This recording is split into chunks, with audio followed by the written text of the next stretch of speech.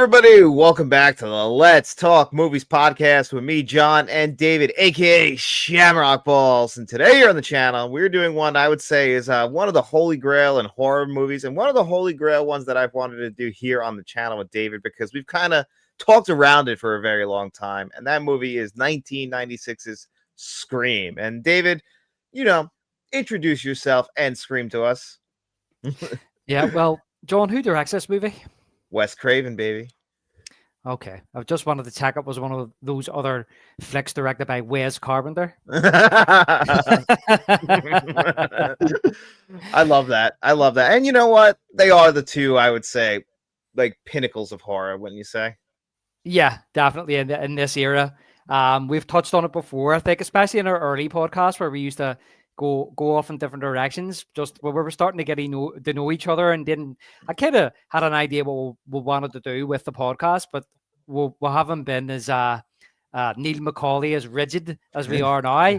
And so we've touched on like our love of horror, and we've touched on like Scream, and very briefly Elm Street. We've never really talked about Halloween or anything yet, but we've talked about Carpenter. And one thing I want to say though as well is just I want to just take this movie in isolation, because I know that Scream, as we know it now, is one of those big, massive franchises here.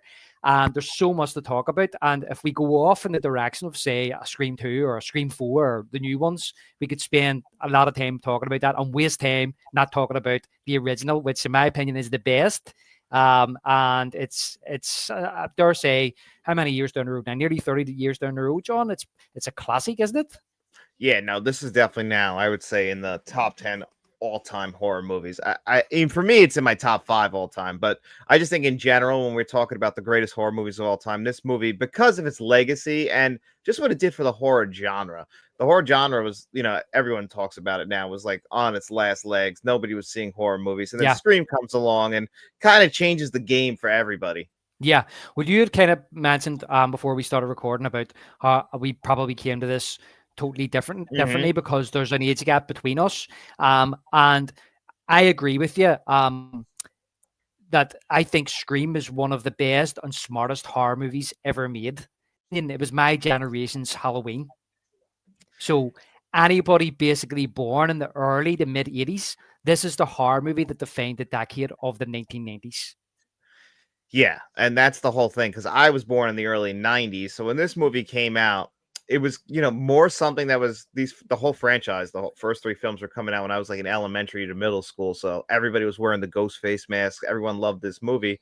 But I don't think they, and including myself, really understood what the movie was about. Because when I first watched it, I did not love this movie because I didn't really, if you just watch it as a slasher film, it doesn't really work. You have to watch the movies that they're really talking about and understand the horror genre to truly love this movie.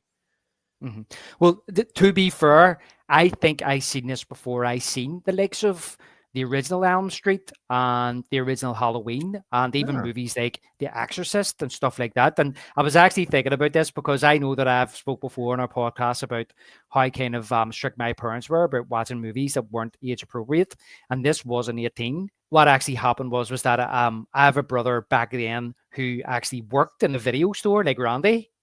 Right, he worked in a video store, and he was the one. He's my oldest brother. He's 10 years older than me, and he was the one. I remember he invited me and my brother down to his house because he had rented Scream, and asked, "Did we want to come down and watch it?" And I think obviously we asked our parents, and our parents said, "Yeah, that's fine." So we went down to his house to watch this scary movie. All we knew was that it was a scary movie. That was it. And we felt as if, I mean, what year was that? It must have been 97, John. So I was 15, approaching 16. So even at that age, I think I'd seen a few Elm Street movies, not the original.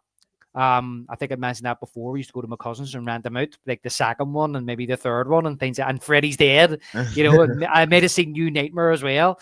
And so the thought of actually being 15 and having this kind of strict kind of you weren't allowed to watch an 18, and we were allowed to go and watch an 18, and this was a horror movie and it was a slasher movie. I was excited about that, and I remember actually my brother, basically, because it's like a whodunit, he was kind of asking us who they would think the killer was. And I don't know what point it was through the movie. I was sitting around, I turned and I said to him, "It's me. There's two killers in this movie." And he went, "What?" And I went, "There's two in it." And he went, "What makes you think that?" And I says, "Because the only two people would be able to carry out them murders, them killings." And he didn't believe that I hadn't seen the movie. He was like, "You must Really? have seen this somewhere. I haven't seen it. Somebody must have told you." No, I honestly don't know. I just worked it out. Now, I can't remember if I worked out who it was, but I remember turning out and saying to him, "There's two killers in this film," even then. And as I say, we were teenagers in the 90s. So we could fully relate to these characters and the culture and the times. So even though I mightn't have been engaged in, like, say, or a big fan of, well, I was a big fan of Elm Street, but I didn't have the kind of geeky subculture of horror movie fan. You know what I mean? So, but we could relate. I think the general populace, as teenagers in the 90s, could relate to this movie on that level alone. Yeah, that's the big difference between you and I in that time, is that you were around their age, where I was about, younger. I was a little bit younger than them, so I was in elementary and middle school, so I couldn't relate to the high school era of the whole thing. And I actually just only saw Nightmare on Elm Street before this. So I had seen that. I hadn't seen any Halloween movies, but I just didn't get like the whole like meta aspect of the movie. I was Yeah. looking at it strictly on surface level, and I just didn't think it was anything special. It wasn't until like a few years later when you see all those movies and you're like, holy shit. Like, this Yeah. movie is genius. It's literally genius. Everything that they're going for, the tone is perfect, and everything just matches up perfectly, as long as, like, I think you're a fan of that genre and of the movies that they're talking about. So it's funny that you came to it and we're actually able to relate just on the cultural level of it. Yeah, definitely. And what you're saying there about the references to the horror movies, you're right. I probably didn't exactly tap into that at that particular time. I like the idea of them referencing, the movie with the guy with fingers for knives. I mean, me sitting watching it back then, I was like, "Oh, Nightmare on Elm Street, I've seen that." You were able to say that, or to talk about Halloween. I knew of Halloween, but I'd never seen it. So even mentioning Halloween, The Exorcist again was a very famous movie. Hadn't seen it. I believe that it was actually banned here for many years, and it was only released in the re-release in the late 90s, a couple of years after Scream. So there was all that, and I think we did have a copy of it in our house, funny enough. But those kind of references, I was able to say, they're mentioning The Exorcist, they're mentioning Halloween, they're mentioning this one, that one, and then there's other subtle ones that I wasn't aware of, as you say, so I kind of grew up then through that mid to late teenage year when Scream 2 came out, Scream 3 came out, and of course Ghostface became a cultural icon. I was going to touch on this type of thing at the end, John, where we do like an epilogue type of thing, but there's so much to get through that I mightn't remember. So what I was going to touch on here was just basically that this film became iconic, and it basically set the standard for the horror movies going into the millennium. Horror, and specifically the slasher genre, was dead until Scream came along and revamped and revived it. And that's what this movie done. So when I came back to this movie, I always liked this movie. It was always in my collection. I had it on. I didn't have it in VHS. I had it in DVD. And I have it in Blu-ray. And I haven't got the 4K yet. But the thing is that as the years went past, and then as it just becomes part of the pop culture zeitgeist, and then you go back and watch it again, and by this stage I'd watched all the likes of Friday the 13th, and I watched all the Elm Streets again, and I watched the Halloween movies, and then you watch it with that lens on, and you're right, it's genius. And exactly, the movie stays the same entirely, but you evolve as the movie. Like, you put it back in 5 years later, it's different. Then you put it in 5 years after that, the movie's like, the way that you look at it changes, just because of like your film knowledge changes, and the way you view these actors change. It becomes even more layered. Like, there's stuff I watched this time around for this podcast, just with the opening scene, that I never thought about before. Exactly. And look, I'd mentioned to you, and we'll get into it, when we were messaging each other about doing the pod, and I says, you know what? I could actually do a 2-hour pod just on that opening scene. There's so much in that opening scene. I mean, and we'll get to it because it's Yeah, incredible. Like what the whole movie's like there. we will get there, but we won't be spending 2 hours on it. I hope not. I hope not. I don't think. Even though I'd love to, I could just do. Let's just do a podcast on the opening scene of Scream and spend 2 hours on it easily. We That's could. how great it is. You could do that, and that's what I wrote down in my notes here as well, John. So basically, in essence, this is a satire which was very self-aware with pop culture references and ripped on the horror tropes, then subverted them, making it a fun and absurdly funny but scary movie. Which is it's funny that that was the original name of the movie was Scary Movie during its production. Yeah, and that's a great time to get in the production, mate, because the production here, it was writer Kevin Williamson, who is a massive Halloween fan. He was inspired by the Gainesville Ripper murders, who murdered 5 college students in Florida over 4 days in August 1990. So that's how he came up with the idea for this movie. But it was originally titled Scary Movie. And Williamson said he wanted the dialogue to sell the script, which involved John Hughes type characters that represented the modern teenager. Yeah, I think he nailed that aspect of it. Like, just the early scene when they're sitting in front of the fountain, like, that's just a group of teenagers, like from any era, high school kids, having this dialogue between them, like who's dating who and everything like that. So he did kind of put those characters into a horror film. So I think he definitely nailed that. And I think also he was really struggling financially. Like this was like a last ditch effort to sell the script for him. So, luckily, like that's kind of always how those great Hollywood stories start. Like, he's on the last, like, the 99-yard line and he's hoping to finally score. Yeah. He actually said that he had sold a screenplay before and didn't go anywhere. I don't think they made the movie. And then he was waiting for that. And then he thought, and as you say, he was starving and he was like, I need to come up with something else. And he was actually, it said he was house sitting for a friend when he seen this documentary about this murderer. And that got him thinking. And he says he was a massive Halloween fan. He loved the genre. And that's what he done. And it's an interesting thought about taking like characters that were like John Hughes characters, and even though Scream is very comedic, but put them in a horror setting. Yeah, it worked. I mean, yeah, and it also still combines the horror with the comedy, so it's still funny enough. And the actors he's casting young, charming, kind of funny actors of the time, except for one, which we'll get into. Yeah, well, the script was eventually sold to the Weinsteins brothers at Miramax. We'll move on quickly from that. But they wanted Wes Craven to direct, and he initially turned them down. So they considered George A. Romero and Sam Raimi, but Craven changed his mind when he heard Drew Barrymore was signed on to star. Isn't that funny that Drew Barrymore's kind of what sold Wes Craven on this? Because I like what's Drew Barrymore of all actresses, like no offense to Drew Barrymore, but I from this ET to like this era, like I wouldn't really think of her as an actress that sells anything. Do you think it's because, and I agree with you, because I find that surprising because he's like, she's on board. Oh, but then I started thinking, well, maybe is it because he's never really had, even though, I mean, I wouldn't count her as an A-list celebrity in the bracket of actresses, I mean, which is well known, right? But it's not like I'm trying to think who was big then, Sandra Bullock or someone, do you know what I mean? Or Demi Moore. But what I mean is that do you think that Craven never had this type of actress in one of his movies before? Like a name, like he never had a name before, yeah. like that. Yeah, I guess maybe that's how he was looking at it, because it's true. Like as much as I love Heather Langenkamp and like the original Nightmare on Elm Street, nobody in any of his movies before this are ever going to win an Academy Award or even come close. So I think he's like, maybe at least this name could sell the movie and more people can see my work.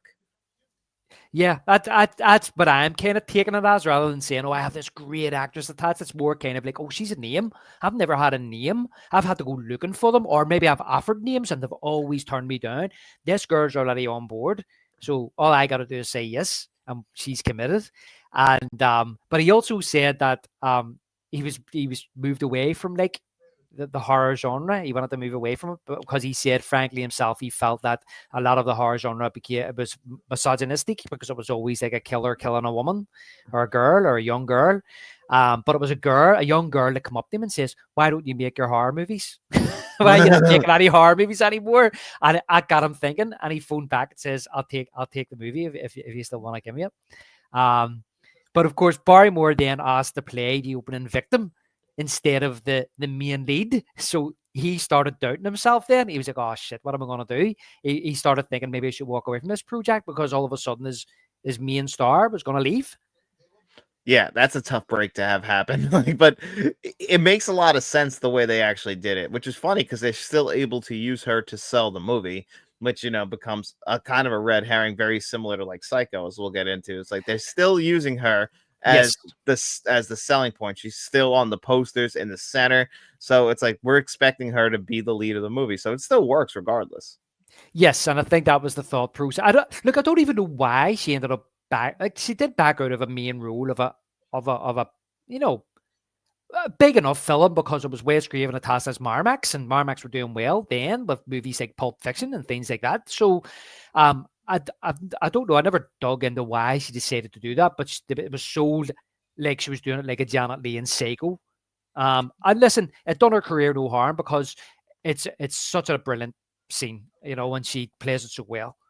Yeah, honestly, it's kind of like the only I think about her career in the 90s. Like she's in Batman Forever the year before in a small role too. She does this and Yeah. then she's like kind of comes back around and starts doing rom-coms in like the 2000s, and that's kind of been her career and to talk show ever since. But Yeah. yeah, like that, and which you can argue is she's the most popular she's ever been in like that era, even compared to this. Yeah, I would say so as well because you're right. Because like didn't she do a film called Heathers or something, and then she done Batman Forever, and it was more like a cameo in Batman Forever. It's not a massive part, and that was like 95. Yeah, she's just like one of the people working like under Two-Face, like one of Two-Face's girls on one side. Yeah, Sugar and Space. Yeah, I don't remember even which one she was. I think she might have been on the nice side, I think like the she one was that. Sugar. Yeah. Like he was the one dressed in white, and then Space was all dressed in black. Yeah, exactly, He and was the everything bad one. matched. It's just it's ridiculous. I love that though. Yeah, I know. I know it's if you take it the way it's supposed to be, then you can enjoy it. Just don't take it too serious. But as you say about the cast, so we end up Sydney Prescott. We got Neve Campbell in the role, but they considered Alicia Witt, Brittany Murphy. They come in the read, and Reese Witherspoon was considered, but she didn't come in the read. It's funny. I think Reese Witherspoon actually would have been great in this role. If you ever seen the movie Freeway around this time, I think she would have actually probably given a better acting performance than Neve Campbell. You think so? I think so. I mean, I love Neve Campbell in the role, and she's perfect for this role. But if you're going to put Yeah. Neve Campbell next to Reese Witherspoon, I mean, it's kind of night and day. Yeah. Well, I don't know. I just maybe I'm biased, but I just can't see anybody else playing Sydney Prescott now. No, I mean, just the other ones I can't see, but I can definitely see Reese Witherspoon. yeah. Yeah, no, it's fair enough. I'm trying to think that what have I even really seen her in from the 90s? I can't even remember what I've actually seen her in, to be honest. So I can't. But next one, Billy Loomis, Skeet Ulrich was the first choice, and they got him. Yeah, he's great. I mean, he's perfectly cast in this role as well. And it's funny because I've seen things where he kind of wasn't understanding that it was also a comedy and he's playing the role super serious. And like, I think it was Matthew Lillard that had to like kind of help him like tone back that seriousness. Yeah, the satire type of thing, because he is the most serious in the movie. And they said that he had this Johnny Depp look about him. So that was another reason why they cast him. Yeah, and definitely the look is of the 1990s, of that hair and everything. He looks that mysterious kind of guy. Like, I don't understand why girls are interested in him other than he's mysterious, because he doesn't seem to have the most personality. But, when you're trying to put these characters in the tropes, it makes sense. Yeah. Yeah. He's great on it. And then we've got, and of course, by the way, Billy Loomis. Yeah, Dr. Sam Loomis from Halloween. And by the way, when people mention that, they always fail to mention that Sam Loomis in Halloween is named after Sam Loomis from Psycho. But it just trickles down. Nobody ever mentions that about Sam Loomis. I see when somebody says Sam Loomis to me, I think of Psycho. I don't think of Halloween. Yeah. I mean, it's different eras, and that's the whole thing. You had the movie from the 60s, then you had the movie from the 70s, and now you have the movie from the 90s. From the 90s, yeah. And we've got Stu Marker, Matthew Lillard. Interesting story how he got cast. He was at an audition for his girlfriend for a different movie, and they were casting for Scream across the hallway, and the girl seen him stand there and said, "Could you come here a second? We want you to audition for this movie." I think it's perfect casting. He's one of my favorite characters in this film, and I've always loved just Matthew Lillard in general. Like I love him. Yeah. He's a great actor, and he's perfect for this role. Do you ever see what he said about his when he watched this back? No. A load of years later, like he says, I'm pulling faces. He says I'm spitting all over the place when I'm talking. I don't know why. Why is that me play it like this? Oh yeah, I actually did see that yesterday. Yeah, no, I did see that. He says I don't know what the hell I was doing. Yeah, no, he's going for it in this movie, and I mean, this is him of that time. I don't know if you've ever seen Serial Mom, but he plays the son in that movie, which is kind of I think 2 years before in '94. But he's kind of doing very something similar. Like just he's a '90s like kind of in his 20s actor, and I think he was just going for it. He eventually plays Shaggy in Scooby Doo, which is kind of perfect for him too. I think I seen Serial Mom years ago in the 90s, and so I can't even remember him being in it, John, to be honest with you. But even his look is very 90s, the jumper and all. He's wearing the haircut. I think I had that haircut at one stage. And oh god, yeah, and I always feel as if, and him and Randy are trying to do like a bloody Jim Carrey type of vibe coming on. Well, the two of them are. It's funny. That's what's different from them two and the rest of them is they come from comedy backgrounds. Like Jamie Kennedy's 100% a comedian. Like eventually the other most famous thing he's for is this movie called Malibu's Most Wanted, where he plays like a white kid acting black and everything like that of the time. So like that's what he does is comedy, and it does feel like they're just like not being pulled back enough. Yeah, exactly. But listen, I still love it. There is times when I do look at him and go like Stu and go, the fuck's he doing? but it's just become part of the movie now. You know what I mean? It's just like accept it, it's fine. I laugh at this movie a lot. It's usually from them too. Yeah. Well. Actually, I actually skipped over one there. Sorry, who is my favorite in the movie and has been for a while. I skipped over her. How the hell did I skip over? Just as well I remembered. Tatum Riley, played by Rose McGowan. Really, you're a Tatum fan, huh? 100%. She was chosen. However, TV stars Rebecca Gayheart and Melinda Clark were considered, but they chose Rose McGowan. And I believe she dyed her hair from dark to blonde for the movie. I don't know. I love her lines, her delivery. I love how dipsy she is. Some of her attitude through the movie, I notice is now becoming my daughter. Oh. But in a fun way. And as I say, I just really like Tatum. Plus, she was pretty hot back in the day. Yeah, well, I thought that was the main reason because she's very pretty. But I mean, honestly, I'm not gonna lie. The whole female lineup is even very pretty. Even Courtney Cox. This is as far as her hair goes throughout all the movies. Yeah, most beautiful she ever looked in the entire franchise. 100%. I agree with her. I remember watching the Scream movies a couple of years ago. I watched like all four. I hadn't seen the fifth one yet, or had seen the fifth one. I can't remember, but I watched the first four or whatever. And I remember thinking in the first movie, 100%, Courtney Cox is the hottest she's ever looked in the series. But when I watched the second one, I thought Neve Campbell was the hottest she's ever looked in the whole series in the second one. Yeah, I agree with that too, because she did that thing with her hair and it had like the highlights. Like in this movie, it's weird. Like she's got that like 90s, like very with the bangs, and I think they're trying to make her look younger, and I think that's why. Like, and they got her, but yeah, then they put like more skippier clothes on her in the second one, hotting her up a little bit. So I agree with you.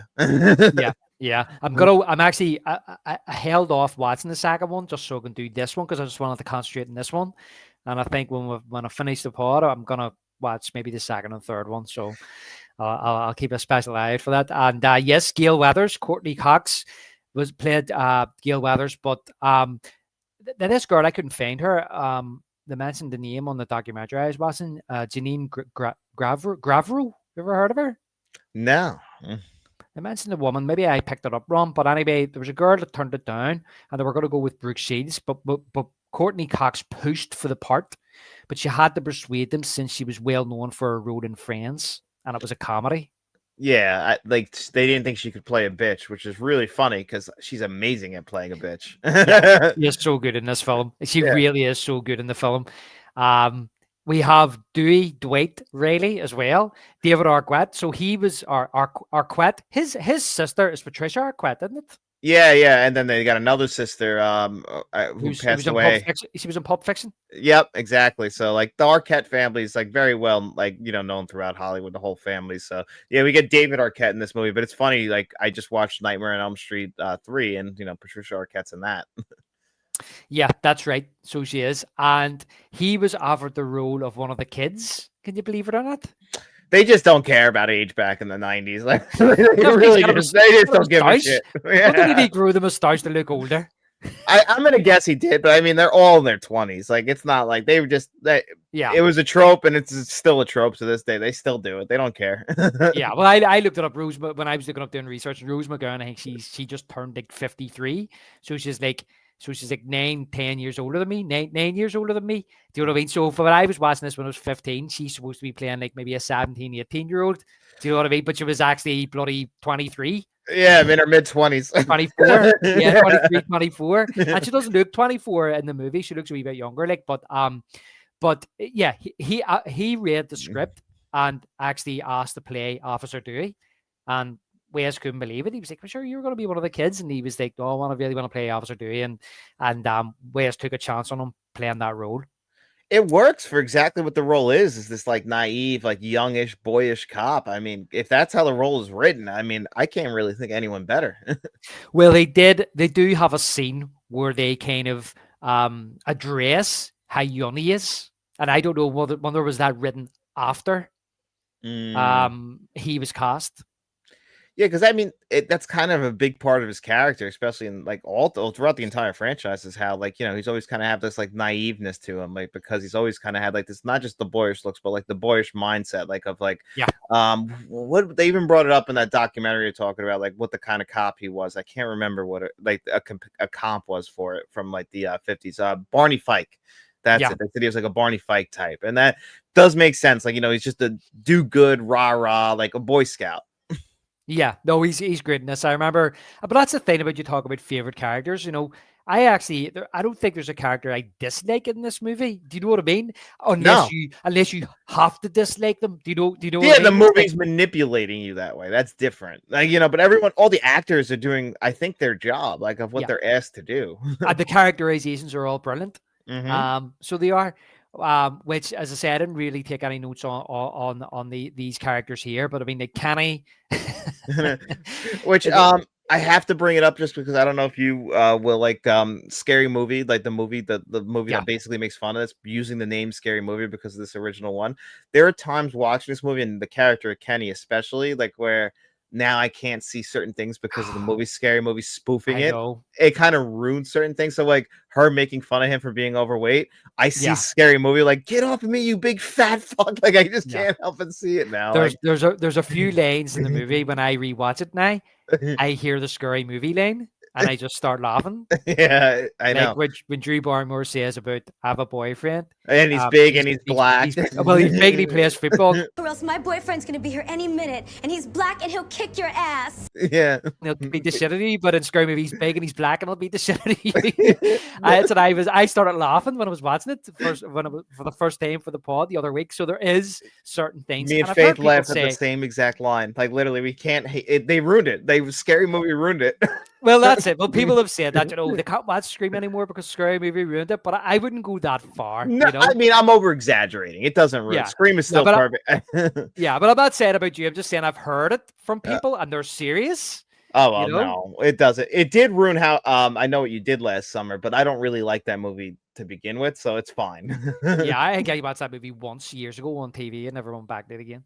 Yeah, my Faith tried to make me, because it's written by Kevin Williamson. Faith tried to make me go back and watch that. Like, she's like, oh, you like Scream? Like, you'll like it. I'm like, no, I didn't like it then. I'm pretty sure I'm not going to like it now. And I'm like, nope, still think it's dog shit. Yeah. And I actually have the Urban Legend trilogy.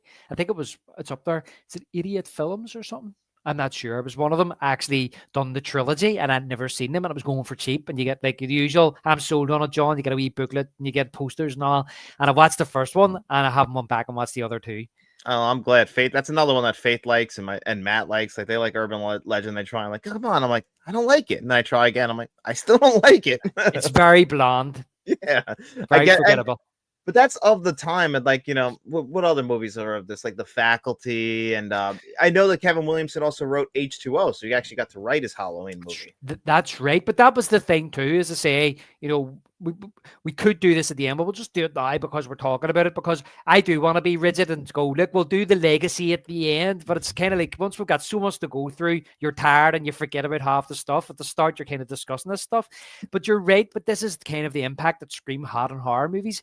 Everything then became self-referential. With the comedy and the self-awareness, and they were all doing it. Even Final Destination and Bride of Chucky, like they revamped the entire Child's Play franchise.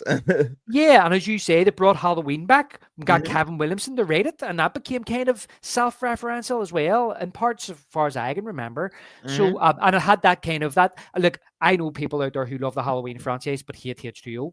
And there's people who love H2O, but for me, H2O it isn't a bad film, but it is very much of its time. It is very 90s. People have described it as, what's that show? Dawson's Creek. Yeah, it is. the Halloween of the Dawson's Creek of Halloween or something. Yeah, it's got those emotional points in it. It very much is of this era of like that late, like from 96 to like 2000. All the horror movies were very much in the vein of Scream. Yeah, and that's the legacy that Scream basically left. Yeah, that's how impactful it was. That's how much it changed the horror genre and changed cinema, basically, because anything that was horror, they were looking at Scream. They were saying, we need to make our horror movie like that. Yeah, because it was successful. And that's really, unfortunately, that's kind of what happens still to this very day. Once a movie is successful, like everybody wants to replicate that formula and make their own version of it, which is funny because the movie Scream is basically making fun of the formula that everybody was following for the slasher genre anyway. Yeah, to the point where it was dead, and that's basically why he decided to do it like this, to make fun of it. What if teenagers who were horror fans knew the rules? Could they survive? That was basically it, It's genius. It is. It's amazing. I love it, and I love going back to it again and again. So our next character here, speaking of which, who knows the rules? Randy. A very good character. Didn't look into how he was cast, but he's in the movie. Jamie Kennedy plays him, and again, one of my favorite characters.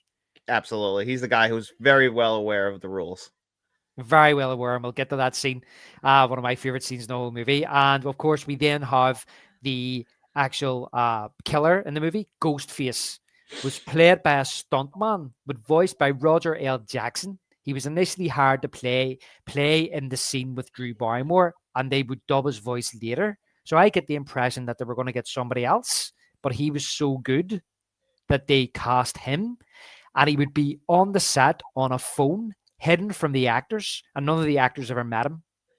Genius also, like to actually do that, to try and get the authentic like reactions from them. Just to unnerve them. And his voice is so good. It's perfect. And I mean, obviously then you're asking the question when I like going into like talking into the thing, like how can his voice get changed into that? But it still works perfectly. Yeah. And I always thought to myself, I wonder did he look at Samuel L. Jackson and say, I have an L in my name. I'm going to put my L in. Hey, if you can attach yourself to whatever Samuel Jackson's doing, smart idea.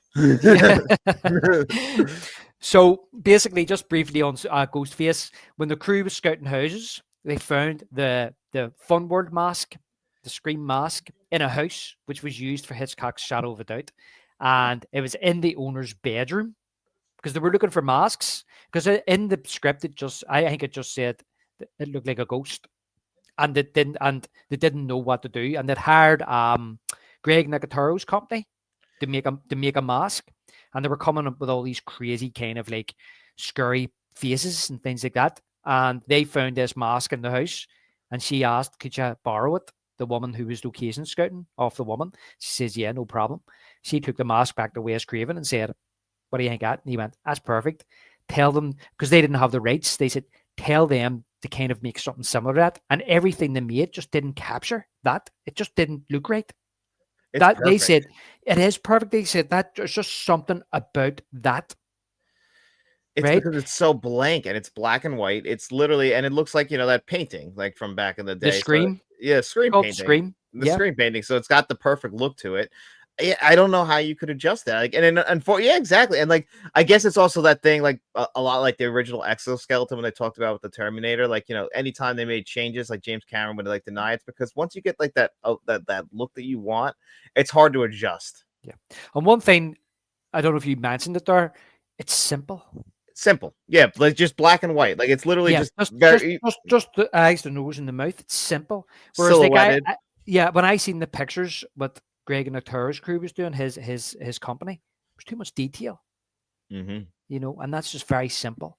So in the end, they actually went to Funworld and they asked could they use it. I think they paid them money to use it. Funworld would retain the rights, but they paid them to use the mask in the movie. And if you watch the movie, there's two different masks because what they done was they filmed the opening scene with the mask before they had permission. And then when they got permission, they then were able to use it. They be able to use it. Sorry, they filmed the opening scene with a different mask because they didn't have permission. That's what it was. A mask that looked similar, but isn't that mask. So if you notice the opening scene, it's a slightly different mask, very subtle. But so as I say, they originally were considering a white robe, John, but they thought it may look too much like the clan. It would. That's a smart idea not to do that. Yeah. So then they went with a black robe with a sparkle through it, Mhm. and that there we go. They got the look. And they filmed in Santa Rosa in the spring of 1996. Miramax wanted them to film in Vancouver because it would save them $1 million, but Wes Craven insisted they film in the United States. Huh, interesting, because it does have like what could be a Canadian look to it. Like it does look like the Pacific Northwest. Even it's Northern California. Yeah, he basically wanted to be a proper American town, and he says if you go to Canada, it's Canada. I wanted to be in America, and basically what happened was that when they were pushing him to film up there, he says one of the only times in his career he says I really stuck to my guns and put my foot down and said no, I don't want to go there. Wish you could have known what happened with Scream 6, where they said they were in New York and they filmed in Toronto. I'd be rich about that. Well, do you know what he said? He says when he was in the meeting, one of the girls actually turned around and said to the Weinsteins, "Oh, okay, so you can have Wes Craven's Scream, or you can have John Doe's Scream," and they went, "All right, enough. His name's worth about $3 million dollars on its own. You can film him in Santa Rosa." Yeah, suck up the $1 million. You're Miramax, Yep. especially in the 90s. You're Miramax. Yep. And the budget was $14 to $15 million, but they originally wanted to film in the Santa Rosa High School. However, the school board read the script and rejected the use of the school. Fair So enough. they ended up using a community center in neighboring Sonoma that used to be a school. Okay, because it does look like a high school, so that makes sense. Yeah, I think there was a murder of a young girl in the round then, and when they read the script, they told him it was a comedy. And when they read the script, they went, "You can't film here." And they went, apparently Wes Craven wasn't too happy about that. But then they ended up this Sonoma offered the community center to them, says you can film here, and they turned it into a school. Put the Woodsboro High up and put a few lockers in the corridors, and that was it really. So finally, just the Weinstein suggested the title "Scream" after the Michael Jackson song of the same name. That's funny. They were watching the video, and it was Harvey said, "You should call it that." It works. I mean, it Scary does. Movie would have worked too, just because it does make sense for what they're going for. But hey, we wouldn't have got the Scary Movie franchise either. So a No, win-win. And it's really funny because when you seen them like the premiere of Scream, it said like a Scream, and then below it said a Scary Movie. So they took that subtitle away. So it went from the title to the subtitle, and then took it completely away. And Marco Beltrami's this is his first movie score, which is incredible because he makes, well, we'll get into like what my favorite piece of the score is, but it's a score that even throughout the rest of the franchise can never match up, I think, to like what the score is doing for this movie. Okay, no problem. I'll be interested to hear that, mate. So, distributed by Dimension Films, released had a premiere on the 18th of December 1996, and wide release in the United States on the 20th of December 1996. Yep, nothing says Christmas like Scream. Yeah, Christmas movie. Imagine every Christmas. Oh my god, it's the perfect spooky season movie. It's crazy. Yeah. No, it really is, and they were saying that Wes Craven basically said that when they told him they were going to release it at Christmas, he thought the same thing. He thought, okay, is that not a family movie? And family movie season. And apparently Bob Weinstein said exactly. So Counter programming. No, but all the horror fans, he says, have nothing to go and see. They'll go and see this. And the first week, it didn't do well at all. Second week, it says it kept its box office the same as the week before. And I went, that's strange. That never happens. There's usually a drop off. And the next week, it actually made more money. So as it went on, it made more and more and more money. And we'll get to the box office at the end. Mm-hmm. So we will. So we'll get into the movie, mate. Yeah. Yeah, let's start this opening scene. Yeah, let's get in this. We could be here for 2 hours in this opening scene. So, so we see the Dimension films, and then we see Scream, and then we hear the phone ring, and there's screaming. And I just made a note here is that this opening scene is just like a wee mini movie all on its own. It is.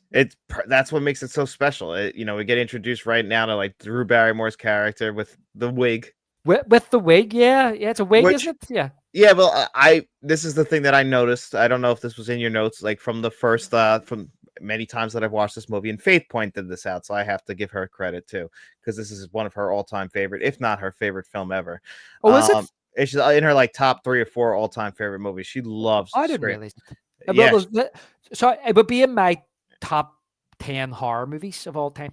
Yeah, so like you guys have that, like it's up. I mean, it's in my top 5 horror movies all time too now. But like she pointed out, like what do we usually get? We get the dumb blonde. Well, they put a clear as day blonde wig on Drew Barrymore, and she goes through this entire opening sequence like you would expect a slasher your typical teenage slasher victim to be. She goes through it like a typical blonde. Meanwhile, Nev Campbell, who is our hero of the movie, doesn't have blonde hair. She has brown hair. Yeah, that's right. And I always felt as if the blonde hair was again another reference to Psycho. Mm-hmm. Yeah, well, that way very much. And I also think like the way her face, Drew Barrymore, looks with the wig is kind of very much like Janet Leigh, like if you have it like in frame. So I think that's all intentional. Yeah, I think so too. And I also think that when I was watching this again, just thinking about it for the pod, I also feel as if this whole scene to me, John, just feels like in some ways it could be the final act of a movie rather than the opening scene. It's the typical way a slasher film will go. Yeah, it is. Yeah, but the funny thing you should say about the blonde and the brunette, Wes Craven kind of already done that with Nightmare on Elm Street. He did. He had Heather Langenkamp have the dark hair. But not only that, our friend Tina dies off early. Well, she's in the opening of the movie, and you think because she wakes up screaming, and you think she's going to be the heroine. They kind of focus on Tina for that first part of the movie until she dies. So it's kind of similar in vein to Psycho. That. Yeah, and I wonder if 2 guys ever did a podcast about that, talking about that. Yeah, someone should sometime. Yeah. So Drew Barrymore, Casey Becker, she answers the phone. And she puts a popcorn on the stove, and you hear the voice, and it's ghost face. There's a playful back and forward between the two of them here. Him pretending he's got the wrong number, and her saying, "Oh, I just want to talk." She's saying, "You've 900 numbers for that." See ya. So it's all very cordial at the start, and then eventually he phones back and he asks her that famous line, John, "Do you like scary movies? What's your favorite scary movie?" I know. She's still playing along at this point. Still like, okay, like flirting a little bit with him, like just kind of leading him on until it takes that serious turn. Yeah, well, I love how when she says Halloween, she pulls a knife out of the rack and puts it back in again. And she says, "What's yours?" And he's like, "Guess." And she's Nightmare on Elm Street. And I like how, he says, "I like that movie. It was scary." And she says, "Well, the first one was. The rest sucked." And Wes Craven says, he says, "When I read the script, I like how Kevin Williamson included New Nightmare in it." Yeah. Little shot. Yeah. And this is where he leads into saying to her, I want to know who I'm looking at. Now, do you think he made that mistake on purpose? Yeah, I always thought he did. To let her know, like, this is like where exactly, like, he wants her to figure out that he's watching her. Yeah, exactly. And so she locks the doors, and he pretends, and I want to know who I'm talking to, and she locks the doors and then hangs up. But I love this line when she tries to be tough. She picks up the phone and says, "Listen, asshole," and he says, "No, you listen, you little bitch. You hang up with me again, I'll gut you like a fish. Understand?" And then Yeah. she's and this next name where she says, "Is this some kind of joke?" And he says, "More of a game, really. Can you handle that, Blondie?" I just love the taunting, because you can just feel her panic raising and raising and raising. Oh yeah, and that's what causes her to make all the mistakes, is that she's so nervous. Yeah, she's so nervous. She's locking the doors, and she says, "I'm 2 seconds away from calling the police." And he says, "They'd never make it in time. We're out here in the middle of nowhere." And there's a wee bit here that I want to point out. Another great taunting line. He says, where she says, "What do you want?" He says, "To see what your insides look like." I love that, and he's gonna. Yeah. He is going to, but then she's hung up. This is the bit here, and this is what I'm talking about. Smart. I feel as if every decision that is made in this movie, I don't think Wes Craven gets enough props. Every decision that's made in this movie, Wes Craven is doing it on purpose. So yes, it's a very, very smart movie. I remember watching a video a few years ago, and I meant to watch it for the pod, John, but it's all about who was on the phone and who was doing the killing. And I had this big, massive Scream fan break it down, and how each killing is carried out in this movie is possible with two people. Because no way sometimes you watch a movie and go, "Oh, how did that happen? How could he be here and not be there?" Apparently, if you watch this movie under a magnifying glass, it all works out. Yeah, and So that's what and makes you the can tell. screenplay- Sorry, you can tell which person's wearing the mask because they have different killing styles. Yeah, which is another cool thing that they put in there, which is all, until you know the ending of this movie, you're spending the entire movie trying to figure out who the killer is, and you don't suspect it to be two killers. That's why it's funny that I can see why your brother would be a little thrown off by you thinking it was two killers right away, because that's not the norm. That was not something that, when you watch a horror movie, you suspect. Scream made that possible. Otherwise, you're just like, who could it possibly be? It can't be these two people because we've already ruled them out because they're in different spots. So you're looking, it's a red herring the rest of the movie.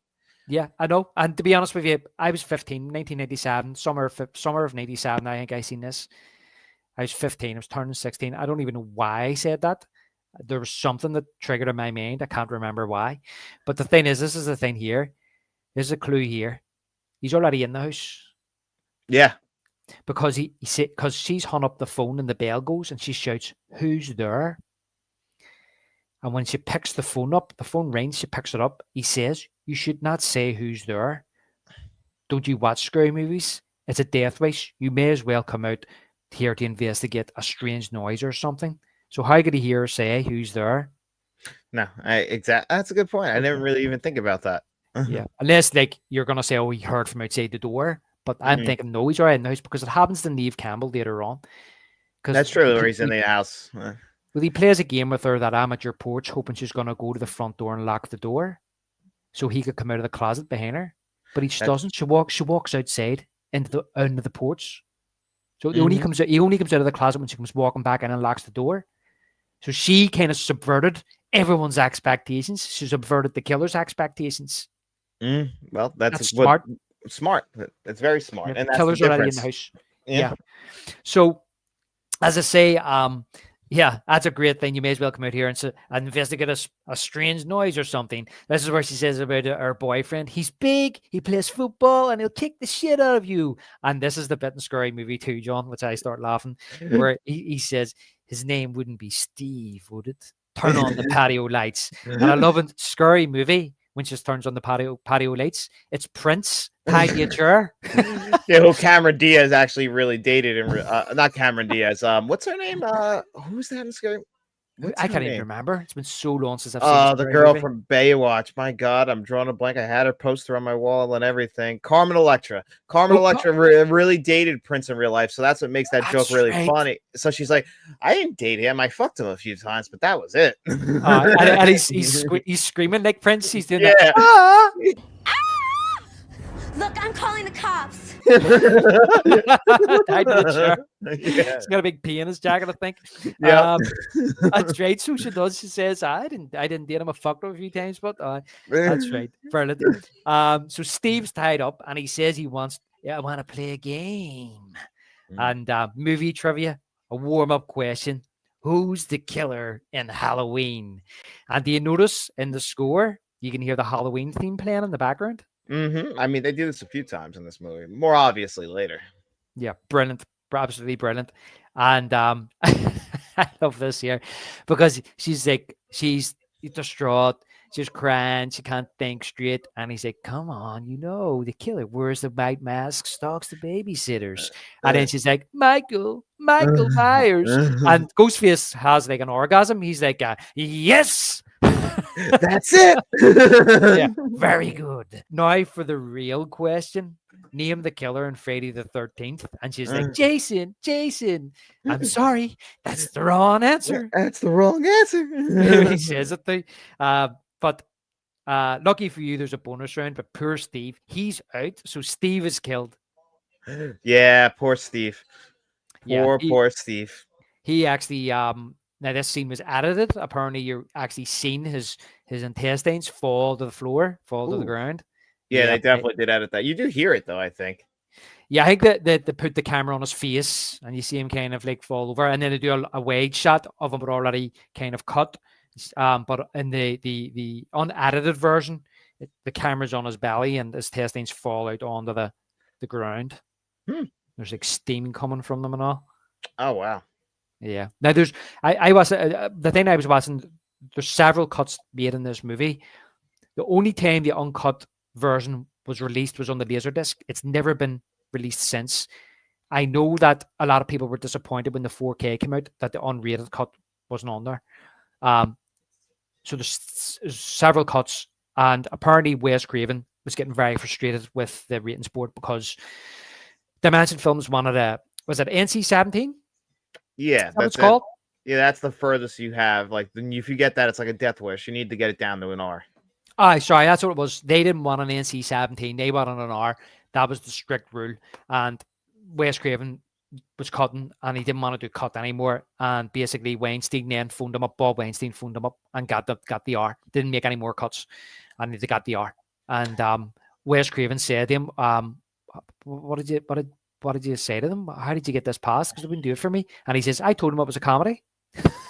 You know what? That always can make it a little more forgiving, I guess, for those like snooty people, right? Yeah, well, that's what he says anyway. Yes, maybe there was a brown paper bag somewhere. Yeah, I mean, it's Harvey Weinstein. I'm sure he did a little bit more than that. Bob was one up more to do with the movie, didn't he? Yeah.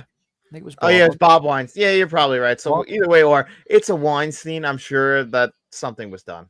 Yeah, because the studio headphones rather than just the director, you know, the trying to bend over backwards as well. But I'm sure the big difference between the director and the studio head is the studio head has access to some more money. yeah, that's true. That is very true. He says the final question: what door am I at? And Ghostface throws a chair through the patio doors, and Becky runs and lifts a knife and she sneaks outside. Popcorn's burning. Sees her parents driving up the road toward the house, and then that's when she sees Ghostface in the window. And I think that's the replica mask, not the original mask. If you look at it, yeah, I love how she runs past Steve's body, the way she stops and like tiptoes past it. Yeah, like she's scared. Like, I mean, that's the thing about Drew Barrymore's performance in the scene is like she's just completely distraught. Yeah, but this scene is so realistic. Yeah, I mean, this is how somebody. I mean, especially with the popcorn going, you have the smoke alarm going off in the background as well. You know, great atmosphere. And then when the parents get in there, and like it gets sad. Actually, it does actually because written here it's a harrowing scene of Casey. I keep calling her Becky. Her name's Casey. Her name's Casey Backer. I wrote down her own name, but she's trying to reach her parents. And the really she's not there, and that's panic sets in while she's outside being stabbed to death, and they hear her on the phone. Now the father says to the mother, "Get in the car and drive down to the Mackenzies." Well, that's how far away they are, and that the killer brought that up, like they're in the middle of nowhere, which is why part of the reason why I think they chose this victim early on is because It's going to take a long time for the cops to get there. They have a lot more time to play around with. Well, do you know what that line's from? Get down to the Mackenzies. Hmm. No, not off the top of my head. Halloween. Is that Halloween? Yep, it's when Laurie says to the two kids she's babysitting. She says it's the Mackenzies. Go down to the Mackenzies. Huh, interesting. I did not know that. So there's another reference there, and you're right. And her mother leaves, and she screams. This is harrowing. This, as I say, she sees Baggy's body hanging from the tree. But you're saying there about this scene. Apparently, that when they started shooting this scene, took 5 days to shoot. That the studio was getting nervous about the dailies. They didn't like what they were seeing. Didn't think it was scary enough. And Wes Craven got his editor to edit a rough cut and send it to them. And as soon as they seen it, they were like terrified, and they went, "Oh, actually, you're right. You're doing a good job." Isn't it crazy how they judge the dailies like on what they shot the day before? It's like it's still. Why don't you want to wait to see how the scene is completed? I think to understand. Yeah, so he had to do that. He was to save his job. It's ridiculous, isn't it? Like he's Wes Craven. Like, don't you trust Wes me by Craven. now? Like, I've had a hit in every decade. Yeah, and they were the ones that wanted him. Yeah, trust me a little bit. Trust me to do my job. Yeah. So we cut then to Neve Campbell as Sidney Prescott. Her boyfriend Billy Loomis comes through the window, a la Johnny Depp in A Nightmare on Elm Street, John. And this definitely had to be that. Yeah, and she screams. And again, this is another scene scary movie kind of when the dad comes in. "Oh, I thought I heard screaming in there. What's going on in there?" He comes up to the door and he's like, "Oh, it's stuck in his face. See what's going on." I know they got this like dweeby guy, which the regular dad isn't like the best actor in this movie either. He plays it so flat. Yeah, I suppose they didn't really need somebody, or was it going to be like at Wayne's World scene? Can we get a better actor? I know. It's like I know it's not really that important, but can't we get somebody better? Who do they bring in that too? It was a really big time. Charlton Heston. Yeah, yeah. Yeah, I guess they couldn't waste Charlton Heston in this. Funny enough, I used to know a girl on Elm Street. He starts crying. Yeah, brilliant. I got that in 4K. I haven't watched it yet. I'm gonna have to give it a watch. Yeah, that's why I got it. I have to get around it. But yeah, so her dad raps the door, but can't get in, and he says he heard screaming. But he tells her about this. He's leaving for the weekend, and of course, so he goes, and Sydney asks what Billy's doing there, and he says he was watching The Exorcist, and it got him thinking of her. Some compliment, and it was on TV and it was edited for television. All the good stuff was cut out, and he feels that that's like the way their relationship has been going recently. Thought they could do some top of the clothes stuff. Yeah, this is the big he's sexually deprived. That's a big issue with him. It's like the fact that she basically, since her mom died almost a year ago, she's been a little bit prude, I guess is the way to put it. Yeah, but she's also a virgin. Yeah, well, I guess they were moving towards like having sex, and like she pulled it completely back. Yeah, sexually anorexic, I think she called it. But you can hear "Don't Fear the Reaper" playing on the background, an acoustic version, John. Brilliant version. Yeah, Again, that's a Halloween reference. Yeah, and Blue Oyster Cult, great song. That's right. And of course, she they do some of the on top of the clothes stuff, and then she says, "Stop, that's enough." And then he says, "There, I was only half serious." And she says, "Would you settle for PG-13?" Who's their top up? Yeah, I know. And he's like, "Oh, gee, you're such a tease." That's such a tease. It is a tease, actually. Yeah, it is. It is. She sees no harm in that. And we then cut to the Woodsboro High School. Now, this score here, I love this score. Yes, this is the first piece of music that I really like in this music, but it's kind of the theme, right? Yeah, well, it's one of them. Yeah, I think so. Yeah, this is a great one though, and this is like it's very I don't even know how to describe it, but it's perfect. Yeah, I really like the score for the Scream movies that he does for them. I don't think there's a specific kind of like theme. It's just the music he composes for the scenes just suit them, Yeah, he has like certain characters have their own themes, and that's like when we get to it, like one character's theme is like my favorite, and every time it pops up, I'm like, it just warms my ears. Right, okay. You can point that one out. That out, when we get to it. Yeah. But we see there's a commotion outside the school, and there's reporters everywhere, and you see Linda Blair. Yeah, isn't that funny? it's funny. She's there and she's talking about. You can hear her say something about they're involved in the occult. But Sydney sees Gail Weathers reporting for Top Story, and Rose McGowan creeps up on Sydney. I wrote my notes. I love her, Yep. and probably my favorite character. She says, "Did you not know Casey Becker and Steve Orth were killed last night?" And Sydney says, "She sits beside me in English," and that's where Tatum's like, "Not anymore." And she tells her that Dewey says this is the worst case he's seen in years. Well, since it's bad. They didn't touch on it. Which, we still don't know to this point that her mother's been killed. We don't know what they're alluding to here, and we have this brief scene of Sydney looking at the empty seat in class. Then we cut to the principal's office. Principal Hambry, played by the Fonz himself, Henry Winkler. Isn't that funny? Like, of all the people to get to play this serious role, and he's serious. He's no hints of funny in this at all. No, he's brilliant. And even then, I remember even in the 90s, because everybody knew who the Fonz was. Even in the 90s, we watched Happy Days. We watched reruns of Happy Days. I knew who the Fonz was. And when we seen him pop up, we were like, there's the Fonz. What's he doing in this? No, and then he gets like a second wind after this and popping up in all the Adam Sandler movies. Yeah. Do you ever hear the story about how the Fonz basically got Rocky made? No, I didn't. So I'm trying to remember. I'm paraphrasing here. So basically, him and Stallone were really good friends. Interesting. I could see that, actually, thinking about their like kind of personality. Henry Winkler, I think, is one of those guys that kind of got along with everyone, though, right? Well, he basically, I think he was obviously on the Rays, and they were in a movie together, and then they were like, I think they shared a room together at one stage, and then Stallone sold Rocky for like next to nothing because he was starving. To was it a television studio, and they were going to make it as a TV movie, and Henry Winkler couldn't believe it, and he basically walked in and told him to give him it back. I did hear this story. That's the power he had because he was big into Happy Days and stuff. I don't know the ins and outs of it, but basically he saved that Rocky screenplay from being one of the best movies of all time, or just a shit cheap TV movie. And Stallone probably saved Stallone's career. Yeah, he really owes a lot then to Henry Winkler. Yeah, so amazing. I was glad to hear it because he seems like a good dude, and he says about Sidney Prescott. She was daughter of and I hate that. Now this ruins this for me in Scary Movie where they go daughter of and then, which is funny because like they mentioned in this movie, like in the end line, how like she ran through everyone in this town, and this is like based in Scary Movie. They're like showing like she was literally with everybody. I need to watch Scary Movie again, but yeah, I popped into my head when he went Sidney Prescott. She was daughter of and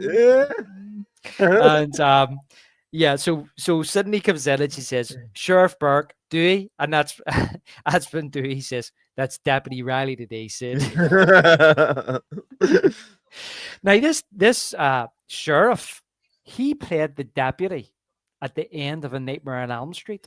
Yeah, he does. He's the guy who's like kind of like walking in and he says like what's it about? Like, what's in there? Like, he's the one that tells him about the coroner in the bathroom puking. He's been puking ever since he got here. Isn't he the one on the lawn where she's shouting out, "Get my dad, you asshole!" And he's going, "Everything's gonna be all right." Yeah. Yeah, he says, "Get my dad, you asshole."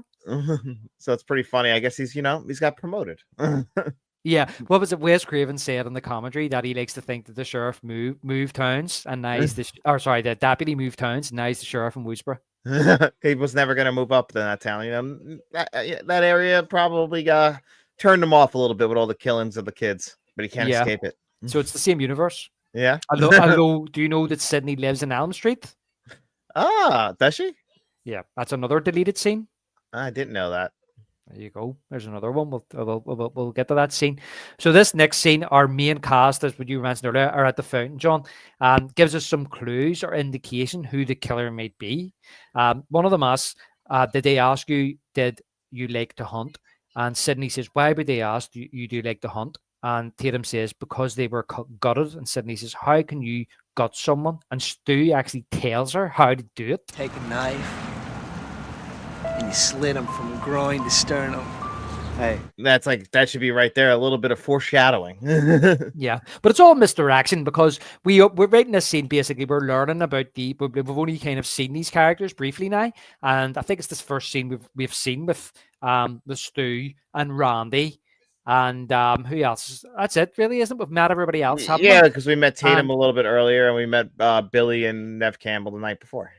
yeah, exactly, and I think what we're doing is just giving a bit of context and background here to these teenagers' relationships with each other, and the fact that they said about how Stu used to date Casey.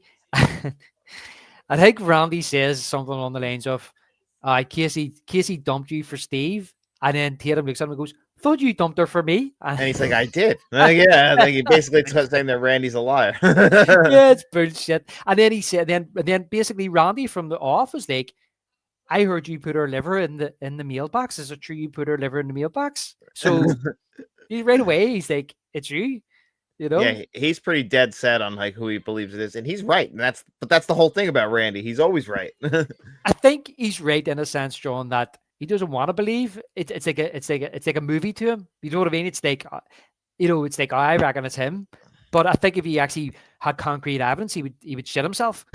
Yeah, well, that's kind of another big theme in the movie is how we were becoming more desensitized in the 90s. If they can only see us now.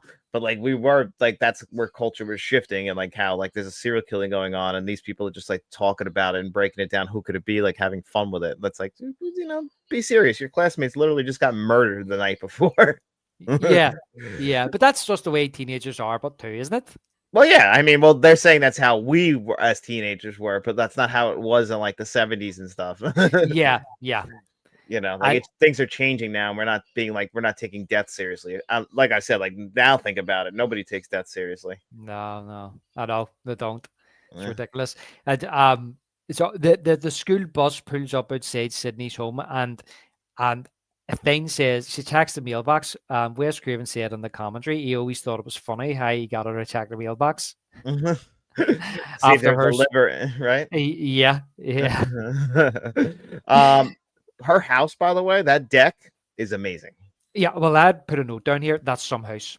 Some house, right? Unbelievable. Which again, like kind of reflection on the house on the day before. Like these are very much like upper class kind of people.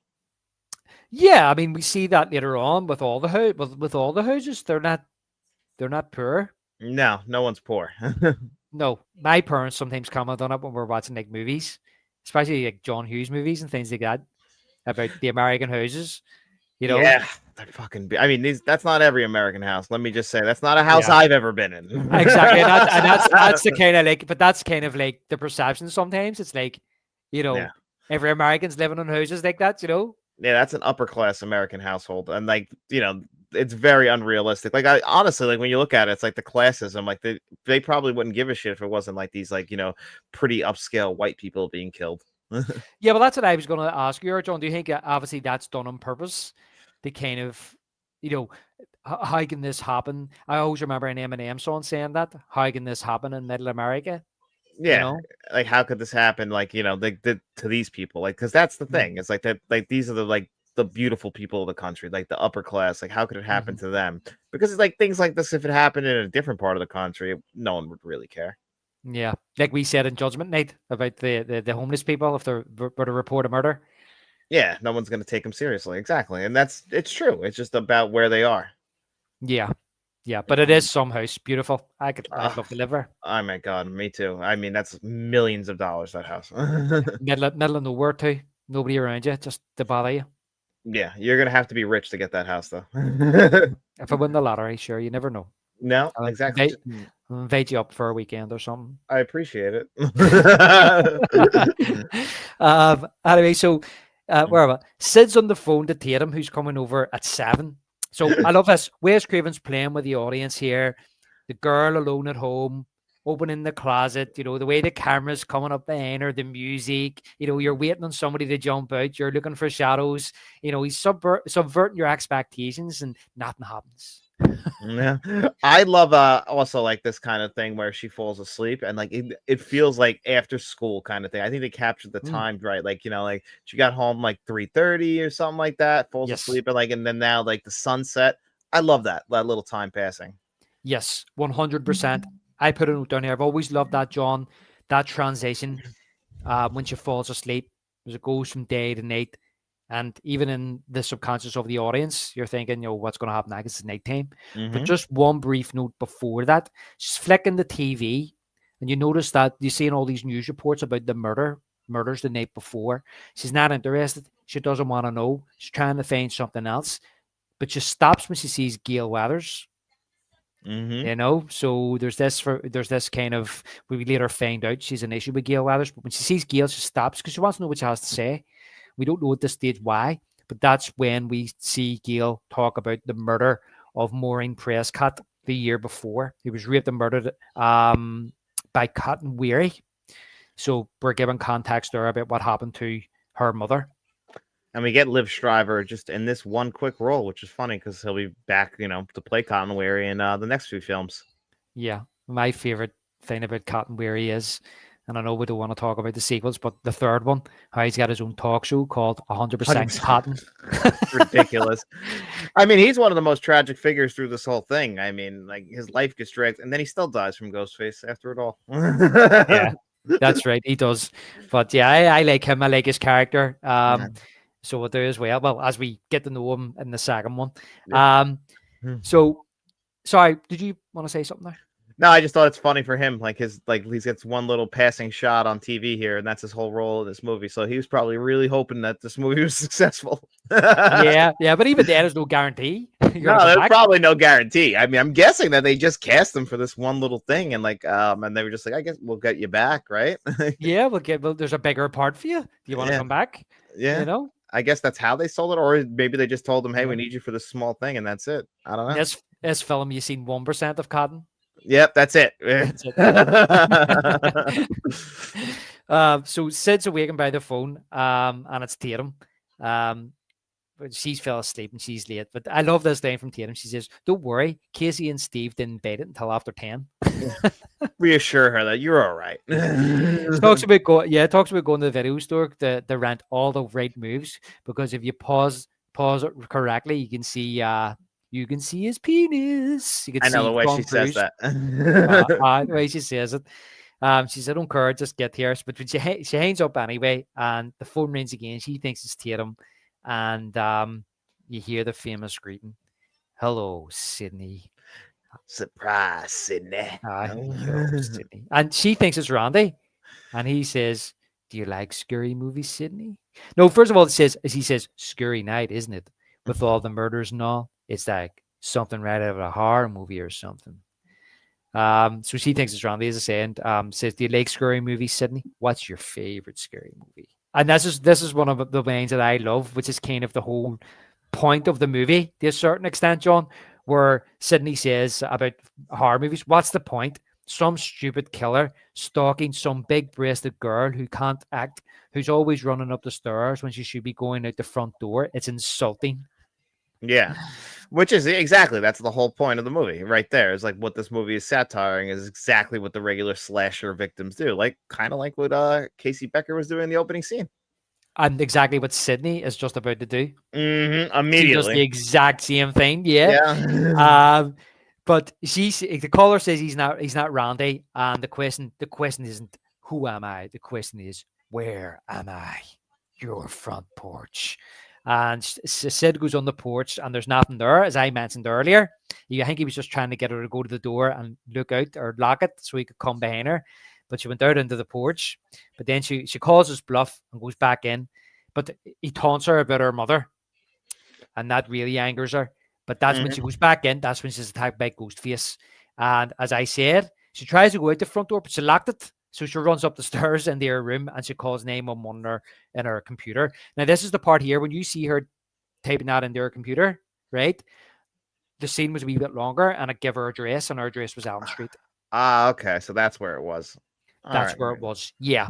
And they cut it out for some reason. I don't know if maybe they just didn't want it to be too referential to Elm Street. I don't know. Or the movie Elm Street. But Billy comes through the window, and a phone drops out of his pocket, and Sydney runs down the stairs and opens the door, and Dewey's holding the mask, and he's like, "Ah!" I know. Why is he standing there like that with the mask? He's like looking somewhere else with his gun out. He's an idiot. Yeah, he's an idiot. That's the problem with him. That is the problem. That's a big problem. So Billy's arrested and Tatum shows up. Sid's in the back of the ambulance and the police are everywhere. Dewey's telling Tatum she can't be there as it's an official crime scene. But Tatum says her dad's out of town. She's staying with us tonight. And this is the line here. Just reminded me of my daughter when he says, does mom know? And she's like, yes, doofus. That's the way she does it. Yes, doofus. The attitude about it. It's the attitude. It's brilliant. I love it. I laugh every time I see it. Yes, doofus. So Dewey shows the sheriff the mask. He says, creepy, huh? And Gail Weathers shows up and starts badgering Tatum for an answer. Again, another great line, John, where she says, can you tell me anything? And Tatum says, yeah, you're a real pain in the ass. Leave Sid alone. And Gail, this is the line here, John, where Gail then tells Kenny, I know that you're about 50 pounds overweight, but when I say hurry, please interpret that as move your fat tub of lard ass now. Kenny's brilliant. He is, poor guy. Yeah, and as you say, that exactly shows how much of a bitch that she is. Yeah, she is. She's literally a bitch. There's no other way to describe her. She's just nasty. Yeah, nasty. And I think Kevin Williamson said that. He says, I really wanted a lane in the movie to show how much of a bitch she is, and this was the lane. Yeah, which is, it's funny because I can't imagine Courtney Cox not saying that. So it really like kind of changes how you perceive her. And I understand like why she would want to like play a role like this, or because she always would have just been cast as the type of Monica from Friends her whole life. Yeah, so she's playing this girl here. She's very bullish. She's very hard-nosed as well. It's all career-driven. Doesn't matter who gets in her way. She just wants the story. She wants to sell her book. Doesn't care about Cotton Weary. She doesn't care about Sydney. She doesn't care about Sydney's mum. And that's the kind of character she's playing here. Very heartless. And she'll just use people to get her own way. We see her try and use Dewey later on until she starts to fall for him a bit, Yeah, Dewey's the only one that can kind of crack that mold, like, get through her a little bit. And I wonder if it's just because he's so naive, like his innocence of it all. Like, like it almost feels like she's kind of feels guilty taking advantage of him, and that it actually kind of like charms her a little bit. Well, I actually think, and I've written it down later on, I actually think that he because he is so naive, because she tries to get answers from everybody else who can't get answers, so she goes to the naive cop. And she's kind of using them, but I think that he genuinely likes her, so he starts pulling moves. I think he kind of knows it a wee bit in the end, and he starts pulling a few moves, like asking her to come look for the car with him. Why? Yeah, so you're saying like he's actually outsmarting her, like taking advantage of what she perceives him to be. But maybe he's taking his opportunity.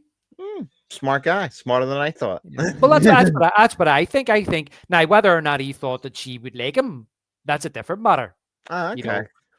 I thought that she was like starting to feel like, he's so nice, like, maybe like, and she's such a bitch, like, maybe it's like, she's starting to actually like warm up to him a little bit. Before they go on the walk, no. The walk definitely changes things. I agree with that. During the walk where he was cracking jokes and she was laughing. And now, why did he ask her to come with him? Because he was pulling moves. You know what I mean? He was like, I'm gonna try and he took a shot. Yeah, exactly. Now, whether or not he knew she was using them, but that's a different matter. But I think he thought, I'm going to try it on. But because remember when he first goes into the house with her, she only goes into the house because she places the camera. That's true too. That's the only reason she goes. She doesn't go with him because she is attracted to him. Maybe she does think he's handsome, but it's more to do with the story than it is him. Why she goes with him into the house. The same with the walk. He knew she'll come with me because she wants the story. Whereas he's thinking, no, I'm gonna sweet talk her.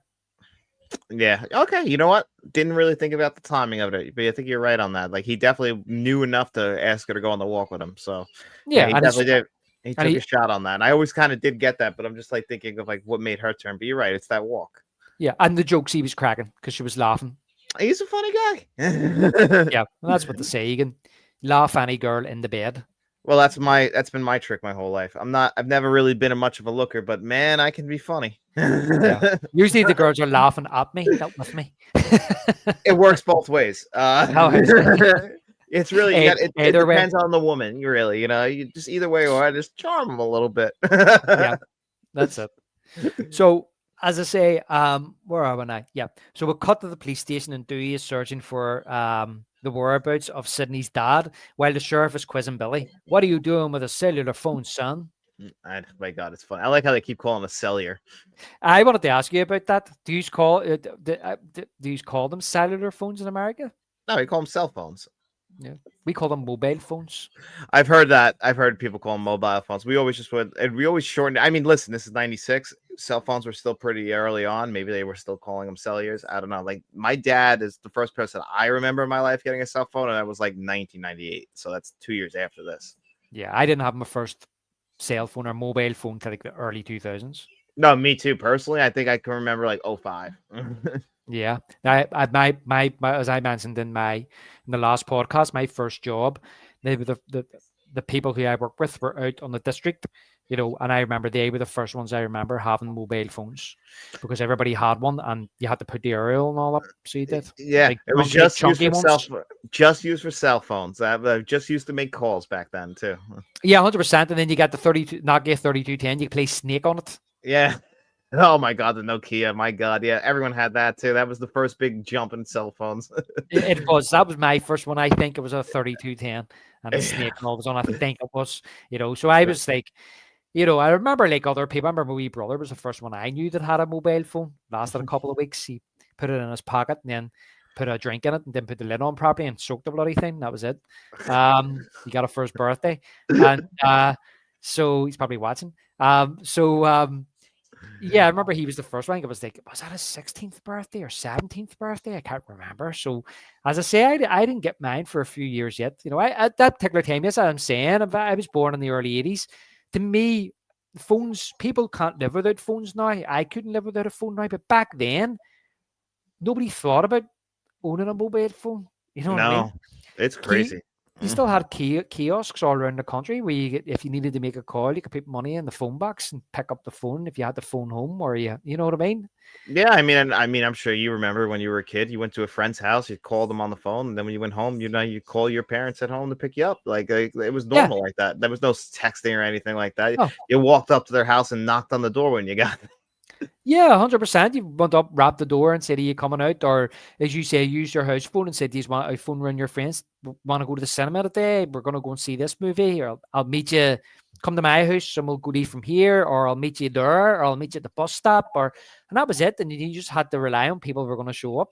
Well, like in this movie, like with her calling her up, like I'm leaving now to come pick you up. Like that's how it was. Like, they called before they left, and like you're just waiting there for them. Like now it's like they text you when I'm here. Like if someone knocks on your door now, it's like, who the fuck is knocking on my door? Like that is true. That happened to me the other night actually. I ordered a takeaway, a pizza and chip, and then the next thing was I ate it, and I was getting what was I doing? I can't remember what I was doing, but I finished my dinner, done the dishes and all. I think I was getting ready to settle down. There was a rap at the door, and I thought, who the fuck's that?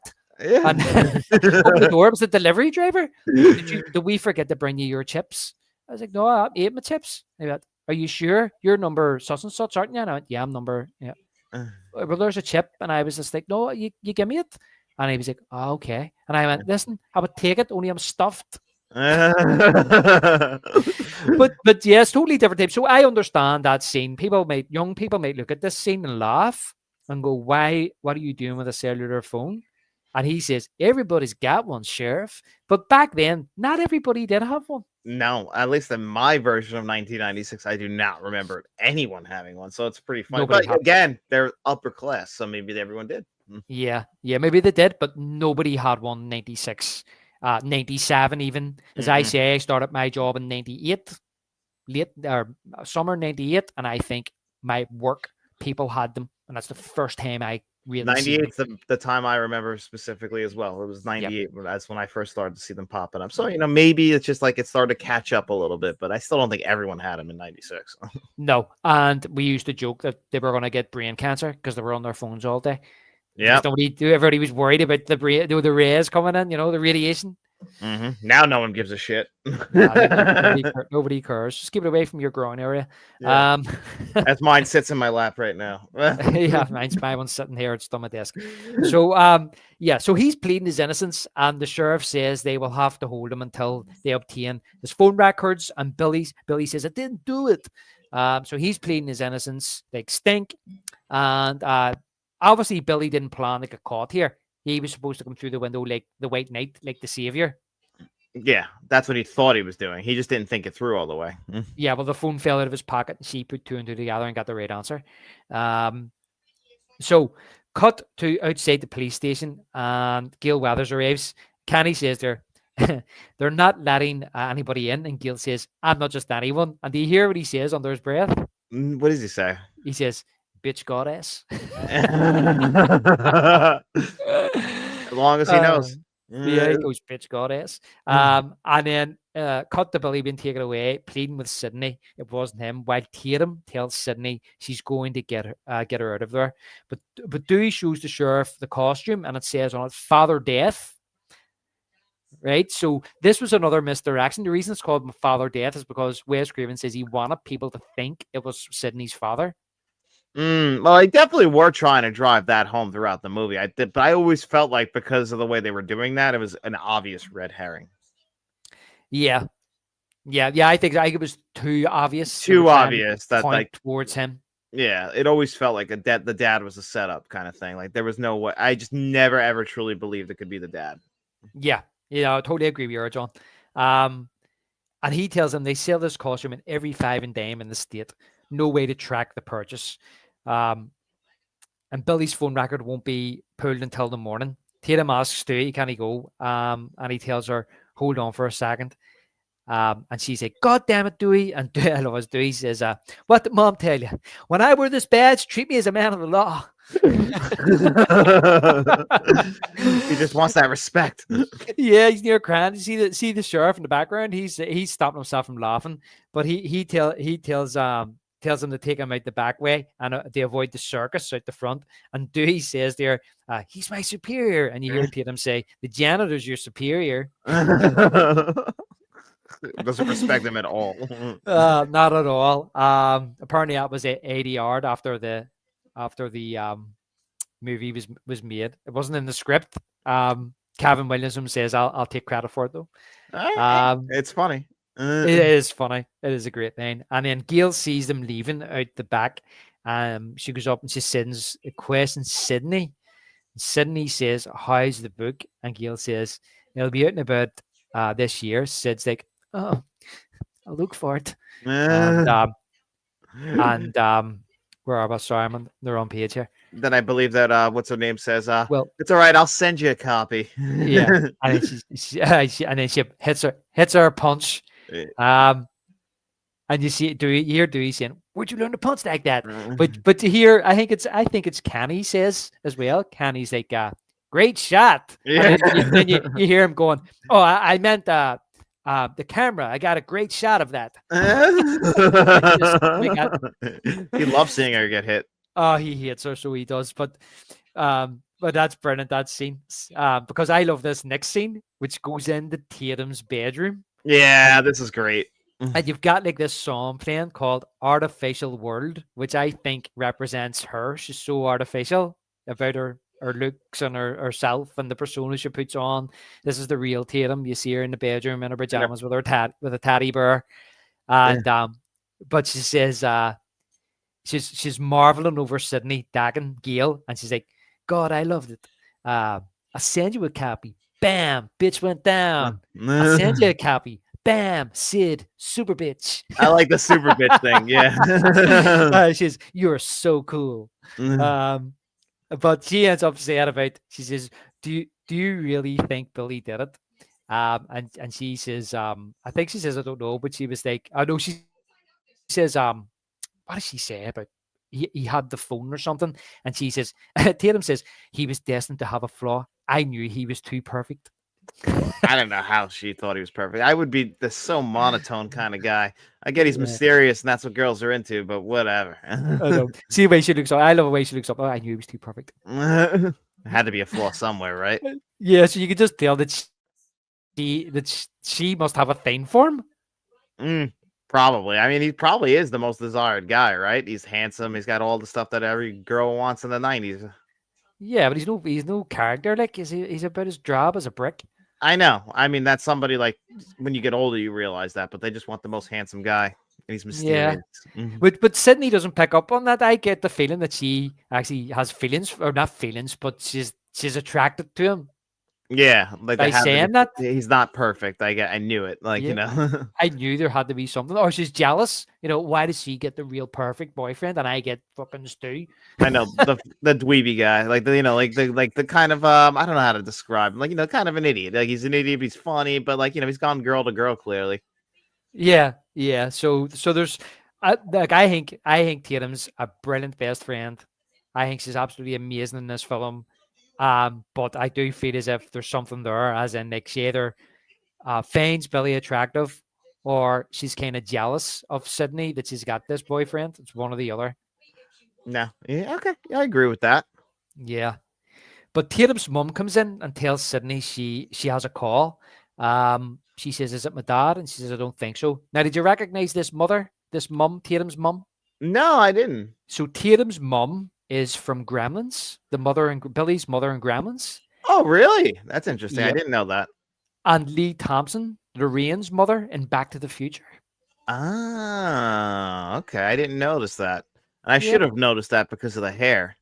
Yeah, hasn't changed much. No. And I thought her hair was ridiculous in Gremlins. So So there you go. There's a pop quiz question for you there. I'll remember it for the future. So Ghostface is on the call and he says, "Poor Billy boyfriend. Looks like you fingered the wrong guy again." And this is where Dewey comes out with a gun. And he comes up to the phone. He's like, "Hello?" And this is where you think it's Scary Movie, where he comes out with the vacuum and he's like, "Mom said not to bother me when I'm cleaning my room." Yeah, but do you ever see when he says what, and you hear Tatum in the background going what, and walks off. It's like, she gets so annoyed by him, and it reminds me of my brother and sister actually, because they're close in age like that. Like, and like they kind of do that to each other. well, I love the fact that they do have. I love that brother-sister relationship. I think it's very realistic. It is very realistic. It's too realistic. Yeah, and it is. But they make a point of saying that Dewey never ever acted annoyed or upset that Tatum died. But the thing was, you don't really see him find out Tatum died in the first movie. But they might have a point about the second movie. I mean, I don't think he ever really brings her up again, and you always forget that that's his sister. I know. And it was Nev Campbell's best friend. Exactly. Her best mate as well. She was staying in her house. So anyway, so we cut the red light hand. Catastrophic plan designed and directed by his red right hand. Yeah, which plays in every single. scenes. They play that in every single one of them, in every single one of the movie, and I love that. Actually, I think it works good. The first time I heard it though was in Dumb and Dumber. Right, I can't remember it being in Dumb and Dumber, but I'm sure it is somewhere. When It's year when that he's- came out? It's 94, but it's when he's 94. walking with the big cowboy hat on and he's like swinging the thing around, and he's like going to get the thing out of the get the porno magazine out of the thing, and he gets his wallet stuck. Red Right Hand's playing. Yeah, the granny and the wee scooter type thing. Yeah. Yeah. Like they senior citizens, although dangerous behind the wheel, can still serve a purpose. Yeah, that's right. Yeah, I was trying to remember that line. I couldn't remember. It's been so long since I've seen it. It's so funny. Then she robs him. Yeah, I got robbed by a little old lady on a motorized car. He walks in, he throws himself down. So dramatic. Where's the booze? That's right. He deserved to be robbed for that comment he made. She probably done it because of that. I would too. He was such a dick to her. Yeah, he was so condescending. Yeah. But would you say Red Light Hand is more synonymous with Scream now than anything? 100%. I mean, I heard it first in Dumb and Dumber, but it's 100% a Scream thing now. Yeah. Have you watched Peaky Blinders? No, and I saw that it's coming back for more actually, but I haven't watched it. Yeah. Well, Peaky Blinders, very big over here. I watched the first series, wasn't too fussed on it, stopped watching it. But the opening credits, this is the song. Red Right Hand. And I had a couple of years ago, I was my daughter was staying over Halloween. My parents were looking after my niece, and I said, "Well, my daughter's gonna be here. Come on down, have a bit of dinner. I'll bring them around the doors." And I'd done a Halloween playlist, and this came on, and my dad went, "Ah, Peaky Blinders," and I was insulted. I went, "No, Scream," and he was like, "Oh no, but it's the start of it," and I was like, I know it is." I was like, "But for me, it's Scream." For me, it's funny. I'd have to ask my brother because my brother's a big Peaky Blinders fan and see what he thinks of first because I know he likes Scream also. Yeah, but for me, though, it is, and you're right. I love how it returns, and I really love that song. And that's one thing I want to point out. That's why I'm pointing out some of the songs here. That Scream soundtrack, not the score, the soundtrack. I absolutely love it. No, it's great. I agree. Yes. So we see Cotton Weary on the TV, and Dewey tells Sid that Billy was released. His phone record was clean. So then Dewey drops Sid off at school, and she is hounded by Linda Blair. Such a strange line. How does it feel to be almost butchered? I know. Or sorry, almost brutally butchered? People want to know. They have a right to know. They don't have a right to know that at all. But again, Do they're they? trying to show how desensitized people are. Like, this person almost got killed the night before. Now tell us your story.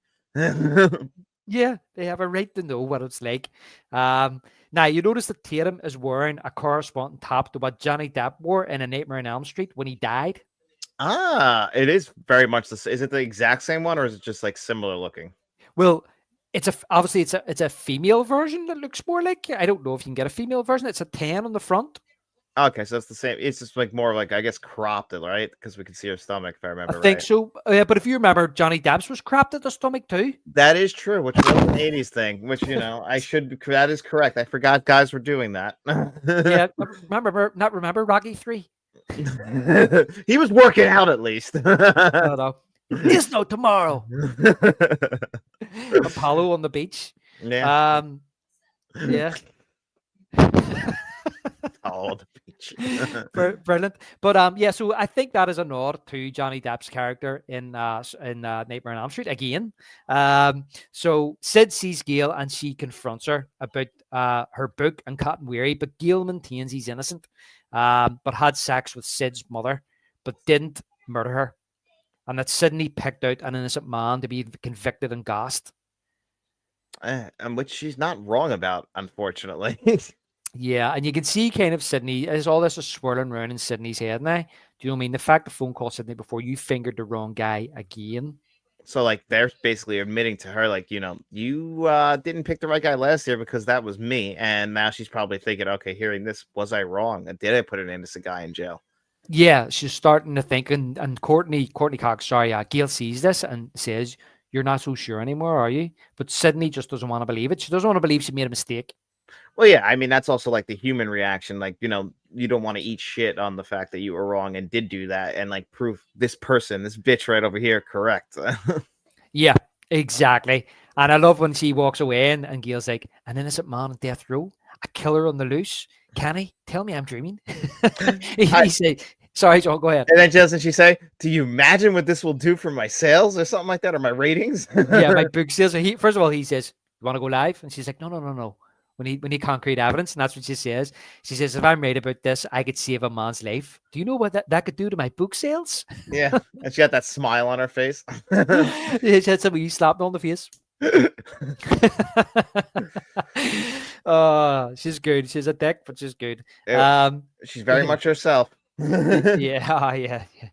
So cut the school hallway. Oh, I love this scene as well. So Sydney, Tatum, Stu, Sid says she hasn't seen Billy around. Is he really pissed? And Stu says, "You mean after you branded him the Candy Man?"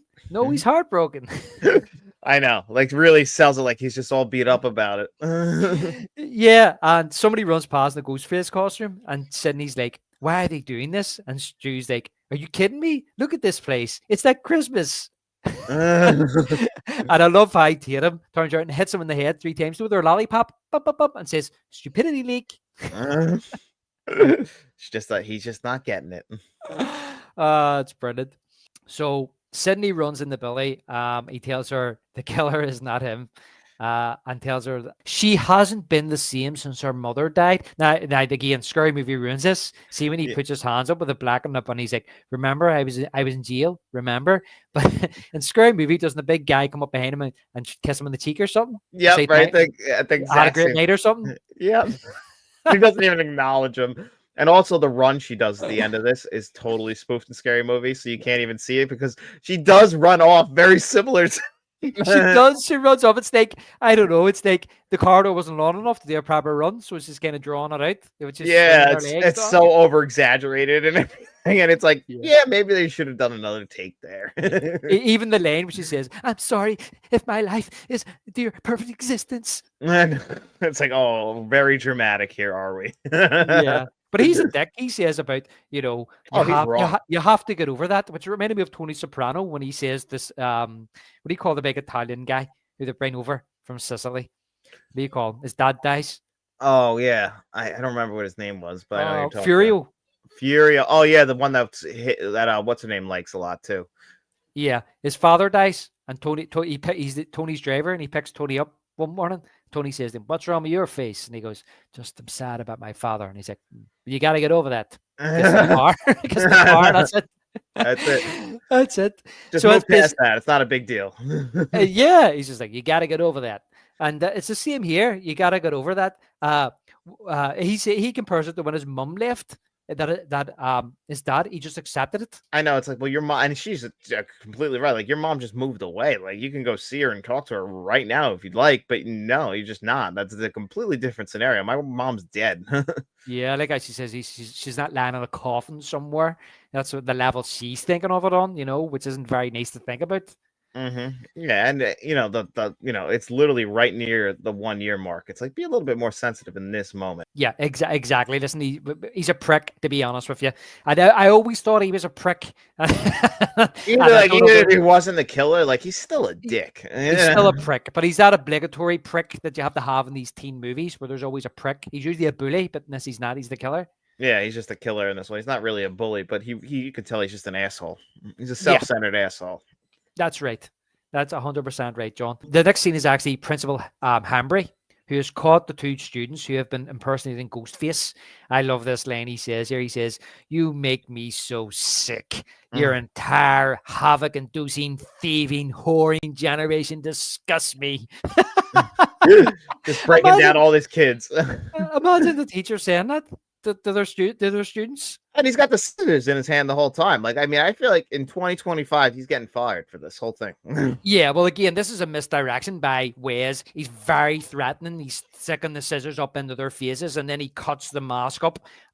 So he's very intimidating and very sinister in this scene, making you think, "Oh, has the teacher got something to do with this?"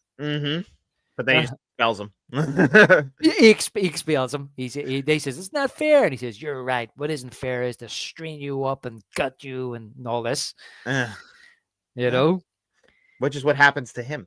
It happens to him very soon, which is a very shocking scene. But but in the meantime, Sydney goes to the toilets. Now, this scene here never ever made sense to me. Now, Is it because of the friendship between those two girls, or the fact the way that one girl is talking?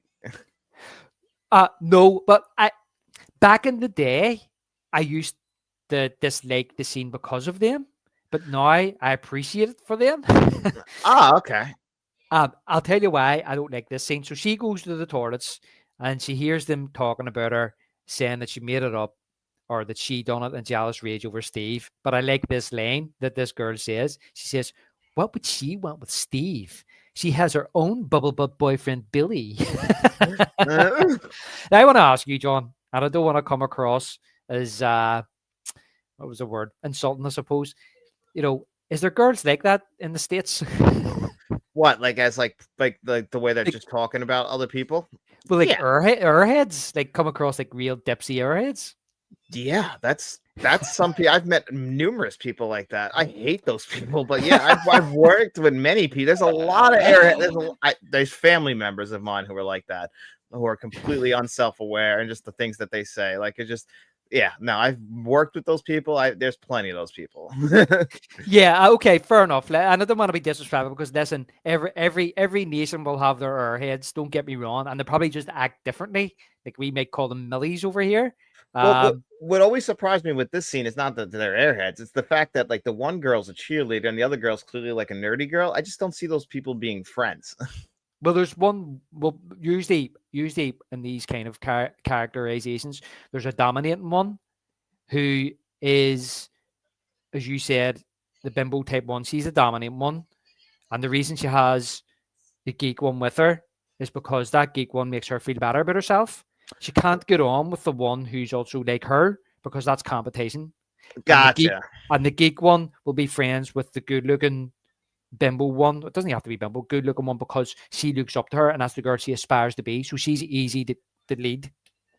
Gotcha. Okay. Yeah, 'cause I always found their dynamic here very strange. Yeah. Well, you see it in movies all the time, John, where you have, like, I haven't seen Clueless in years. You know, I mean, movies like that where you have the real kind of popular kid and you have the geek kid to hang about with. And the moral of the story is that, you know, the arc is the person who thinks they're all that finds out they're not, and the person who doesn't think much of themselves realizes their self-worth.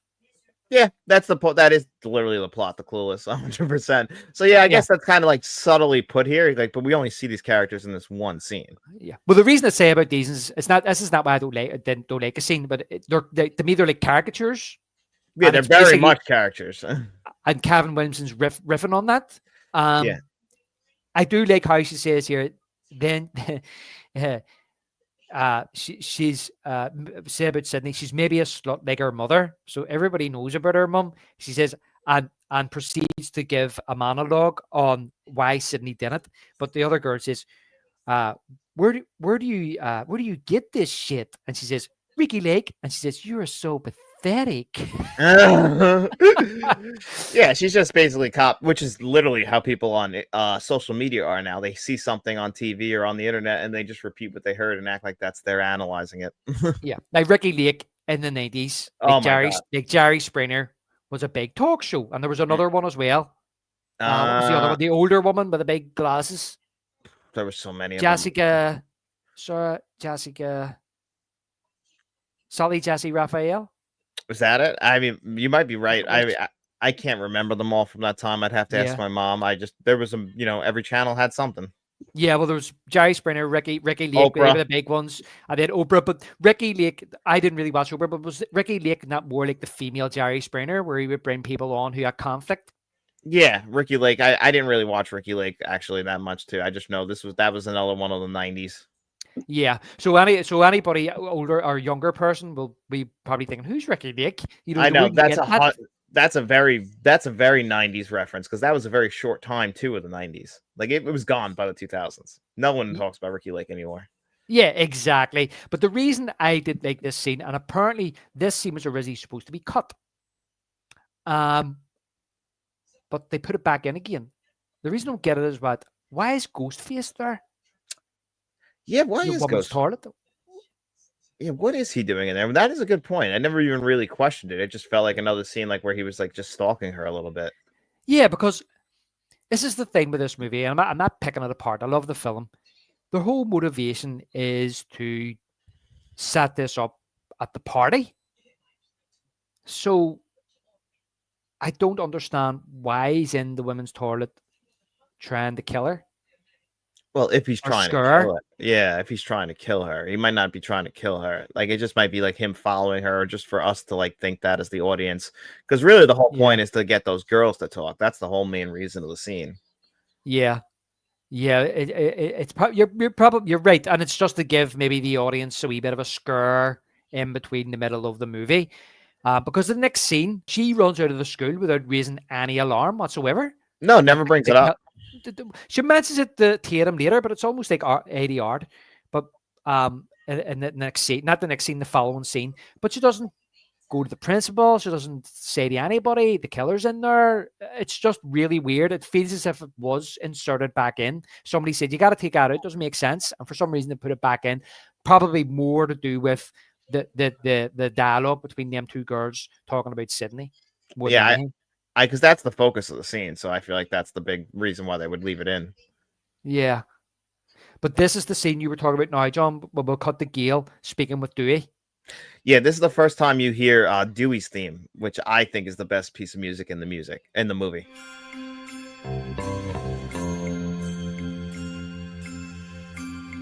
But there's a piece of music played in the sequel, which is from another movie. Isn't that right? To represent him. Is it the Gunslinger type music? Yeah, they use it but this one isn't. We hear that it is the bass, I believe, like where it's like dun dun dun, but it's like very emotional, like kind is of. It goes like dun dun dun dun. Yeah, exactly. Yeah, that's my favorite piece of music throughout the entire franchise, and I think it's labeled Dewey's theme. I think so. Do you know what? I tried to buy the soundtrack from the first movie years ago, and it was sold out. So I do have the soundtrack from the second movie. I can't remember what it's called on it. I think it is called Dewey's Theme or something like that. Yeah, I love it. I think it's very much like it's the softest piece of music throughout the entire franchise. Is it from a movie called Broken Arrow?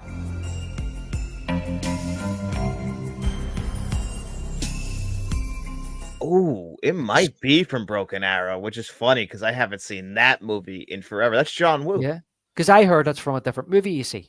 Ah, okay, so figures. Yeah, it just came to me. I think it's Broken Arrow. Broken Arrow. That's actually a pretty good movie. I've never seen it. I heard of it, never seen it. Is John Travolta in that? John Travolta, Christian Slater, Kurtwood Smith. It's John Woo's American debut. Yeah, my dad, Kurtwood Smith. Yeah, that look just like him. That's who exactly you're aging into. You need the glasses. Can you fly? Can you fly, Johnny?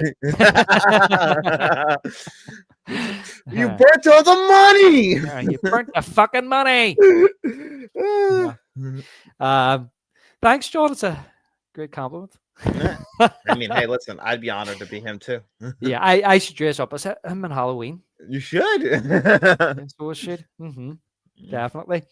I'm sitting right beside the radio here. I think it's just come on. So if I start sweating, you'll know what it is. I understand. You're not dying. I don't have to call the cops and have them come there and give you the life-saving procedures. No, I'd pass out.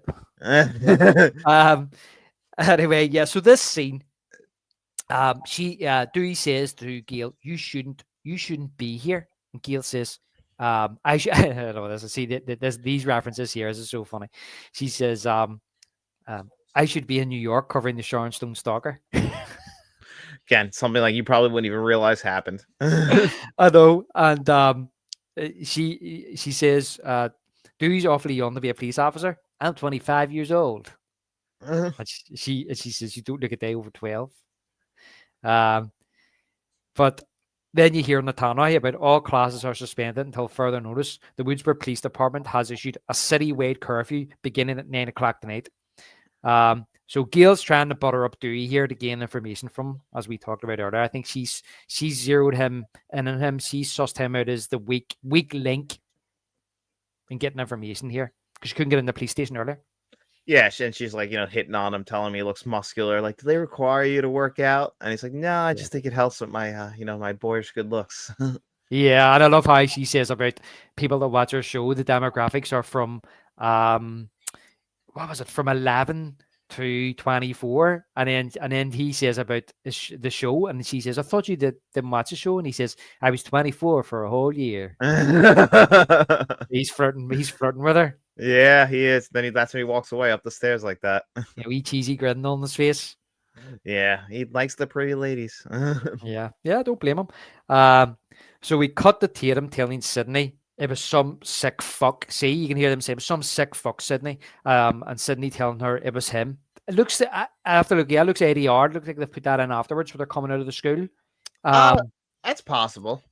Yeah, they accommodate that other scene because it doesn't make sense that she would be attacked and doesn't raise the flag and go, hold on, he's in the school. Yeah, I know, like he was in there, which, makes sense actually that he would be in there because he ends up killing the principal.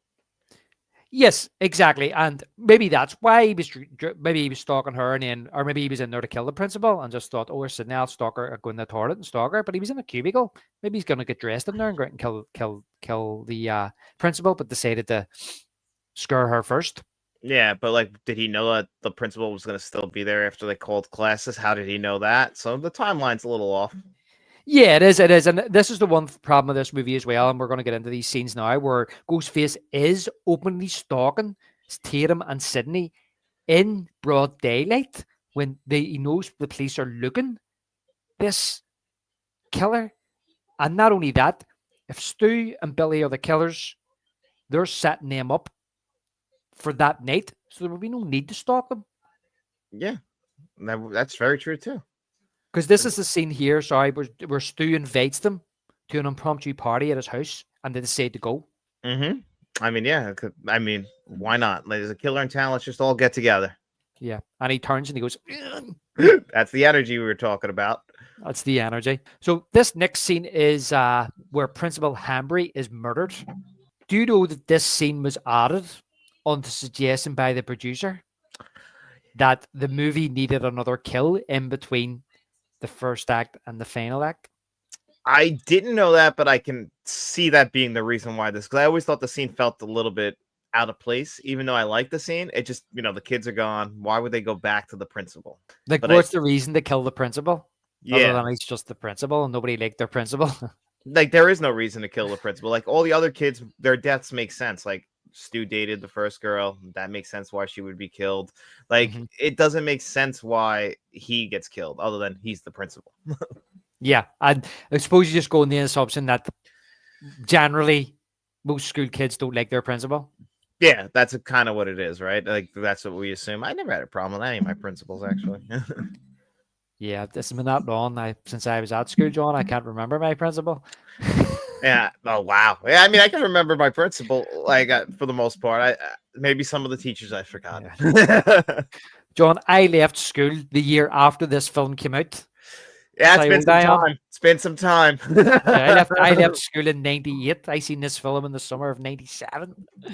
Goddamn. There you go. That's how old I am. And but in the build up to the principal being killed, he's scaring himself with a mask in the mirror, and he starts getting paranoid. He feels like something's there, something's watching him, which he's right about actually. But this is all just, as you say, red herrings.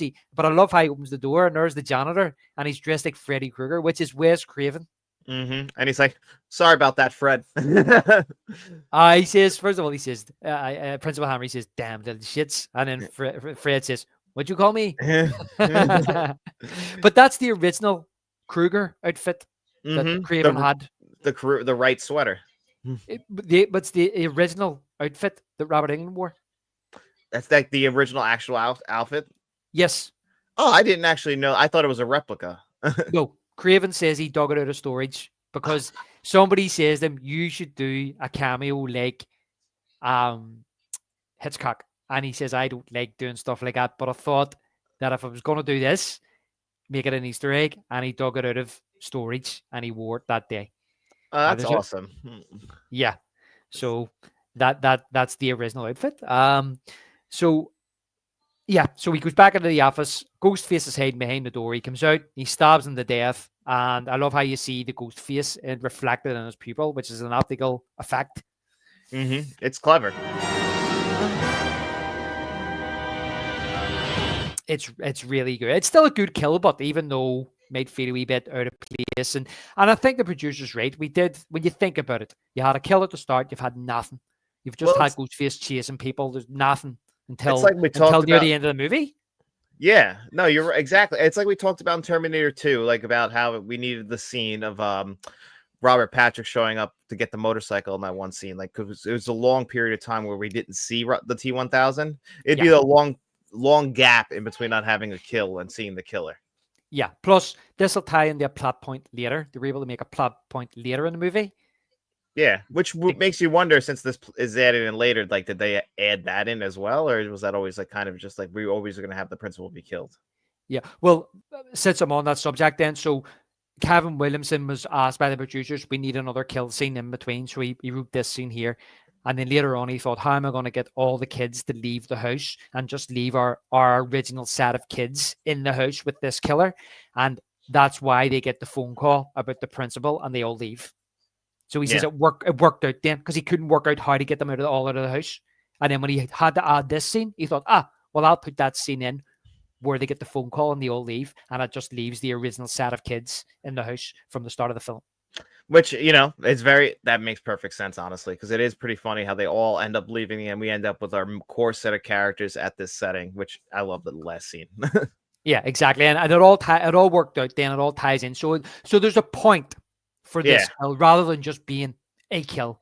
Yeah, exactly. They were able to take something that a producer asked for and actually write it into the script and have it work out. Okay, that was my question. Perfect. Yeah, perfect. So we cut to School's Out for Summer being blasted out of a house by Alice Cooper. Love And and Tatum has this tough conversation with Sydney about her mother while somebody's watching them. And I mentioned about the Richard Gere gerbil story. We all have to have a tough conversation with our friends about our mom being a whore. It's tough. Especially if she slept with you. You don't really want to do it, but it happens. American Pie, what do you call your one? Stifler's mom, man. Stifler's mom, yeah. And Sydney says, if I was raw, I don't want to go in front of my pumpkin too much. I want people to see it. You're holding it up now. On the top of my head instead. Yeah, look perfect. Same size. You guys have a similar shape. Similar shape, yeah. If I sit any longer beside this radiator, my face will be turning that color. It'll start melting like that, right? Yeah. She says, Sydney says, if I was wrong about Cotton Weary, then the killer's still out there. And this is where Tatum says, don't go there, Sid. You're starting to sound like some Wes Carpenter flick or something. I remember I said that. What was I on? I was on I can't remember. It was a live stream somebody was doing, some channel, and I wrote a comment about they must have been doing, it was either Halloween or Scream they were talking about. It was one of these movies, and I mentioned about it's a Wes Carpenter flick, and somebody thought it was serious. He's not called. You've got that mixed up. His name's John Carpenter, and somebody actually had to correct him and say it's a reference to Scream. That's funny. And that they didn't get the reference. They didn't get the reference. Yeah. So they just thought you were an idiot. Thought I was being an idiot, and I was happy to let it go. I wasn't going to say anything else. I wasn't going to correct him. I was just going to leave it. You know, it's not a big deal. Let people have their ignorance. Exactly. So cut to this next amazing scene, John. I love this scene in the video store. And Frankenstein is playing on the television set. VHS stores, John, video rental stores, a bygone era. Man, it makes you sad still to this very day to see it. Like, they would be impractical today other than a nostalgia trip. But man, there was nothing more special than going to a video store. Blockbuster, Hollywood Video, all the big ones. How exciting was it, like, with your parents or whatever, to say, listen, we're going to go to the video store and rent a movie tonight. And you got so excited. You got in the car and you drove down and you went in and you ordered 2 or 3 movies for the weekend. And then when you were leaving, you went out and you got all your sweets and all your munchies, and you were able to come back and you're excited to sit down that night and sit around and watch a movie. It was special. Like, it's just not the same anymore. It's not the same. And that's why, this is a physical media channel, so I can go on about this all day. But it's just not the same to go in there and when you pick the VHS up off, then you read the back of it. Now it's like on a Rolodex on the freaking Netflix. It's not the same. Yeah. That's why we still look right behind you and look behind me. That's why we have it still. Yep. 100%. It brings back brilliant memories. And the thing is too, is that when you went into these stores as well, John, you had like the horror section or the comedy section, and the best thing, or the family section or the action section. And the best of it was, as a kid and not being allowed to watch horror, going into the horror section and looking at all the covers and maybe cheekily asking, can I rent that? And it's like, no, it's 18. Horror movies had the best VHS box covers too. That's what was a great. Scream's poster's iconic. It's right behind you. That was the Hellraiser. Hellraiser always stood out to me. Yeah, I know. Always remember my dad saying once, the scariest thing about some of them movies was the covers. That's the movies true. Were never as scary as the covers. The box art, especially like the Nightmare on Elm Street. Yeah, they were like so well done, and they made you like really interested to see the movie. And sometimes they were really shitty. Yeah, one of my biggest nostalgic feelings of a video store was there was a small one we had in the main town where I'm from. I was there for years, I used to walk past it. I used to go to school. I used to walk past it, but they had this is the mid 90s. They had a Jaws the Revenge, a UK Jaws the Revenge poster up on their wall. And I love that poster. It's different than the US one, but I love that poster. And I get so nostalgic when I see it because it just reminds me of that video store. Ah, that's awesome. Well, the local video store by me would actually let Matt and I like take the old movie posters that they would take down, like they would give them to us. So I had like Freddy versus Jason on my wall for a very long time. Yeah, well, I'm only sorry I didn't ask for that. You Jaws should Revenge have poster. asked. I didn't even think he could do things like that. But the thing was that years later, when eBay became and the internet became a thing, and eBay became a thing, I bought it. I bought it online, and it's rolled, and it's a perfect condition. You still happy? Where's it going? Is it gonna go right there to your left? Might do. No, they're all in tubes. I'm actually gonna get them in a big portfolio and store them. That's probably the best option, even though like you can display them too. I could do. I don't know what walls to put them on. We'll have a think. We'll see. We'll sort something. So we will. But this scene has some great dialogue in it. You hear Randy's there. You see Randy's working at the video store. Stu rolls up, and this girl comes up and says, "What's that werewolf movie with E.T.'s mom in it?" The howling. The howling. And I love how Randy's so disgusted. He's like, "Oh no, that's in poor taste." And Stu's like, "What?" And he says, "If you were the only suspect in a senseless bloodbath, would you be standing in the horror section?" It's Billy Stanton talking to two girls in the horror section. And Randy says he's got killer written all over his forehead. So there's a misdirection. He does, though. I mean, my God, I would suspect him too. You see, that's what I'm saying there. This is a misdirection. Because they want you to pin it all on Billy that much that you're sitting going, no, it can't be him. It's too obvious. It can't be him. The two characters who no matter what, I think when you watch it, you don't believe it is, which is funny that one of them becomes the killer is Stu, but Stu and Randy are the two, like, you can't believe that it would be those two. Look, do you know what? As I've said, I've seen this film nearly 30 years ago for the first time. It's always kind of been in my life since then, John. I never really watched it religiously until the last maybe 10, 15 years, really get into it. Especially in the last 5 to 7 years, really get into the Scream really started amazing it was. And the thing is that I can't remember who I thought was the killer back then, but I do think that Randy is that, so he knows the rules, he knows everything you do's and don'ts, that there is that kind of idea that might be him.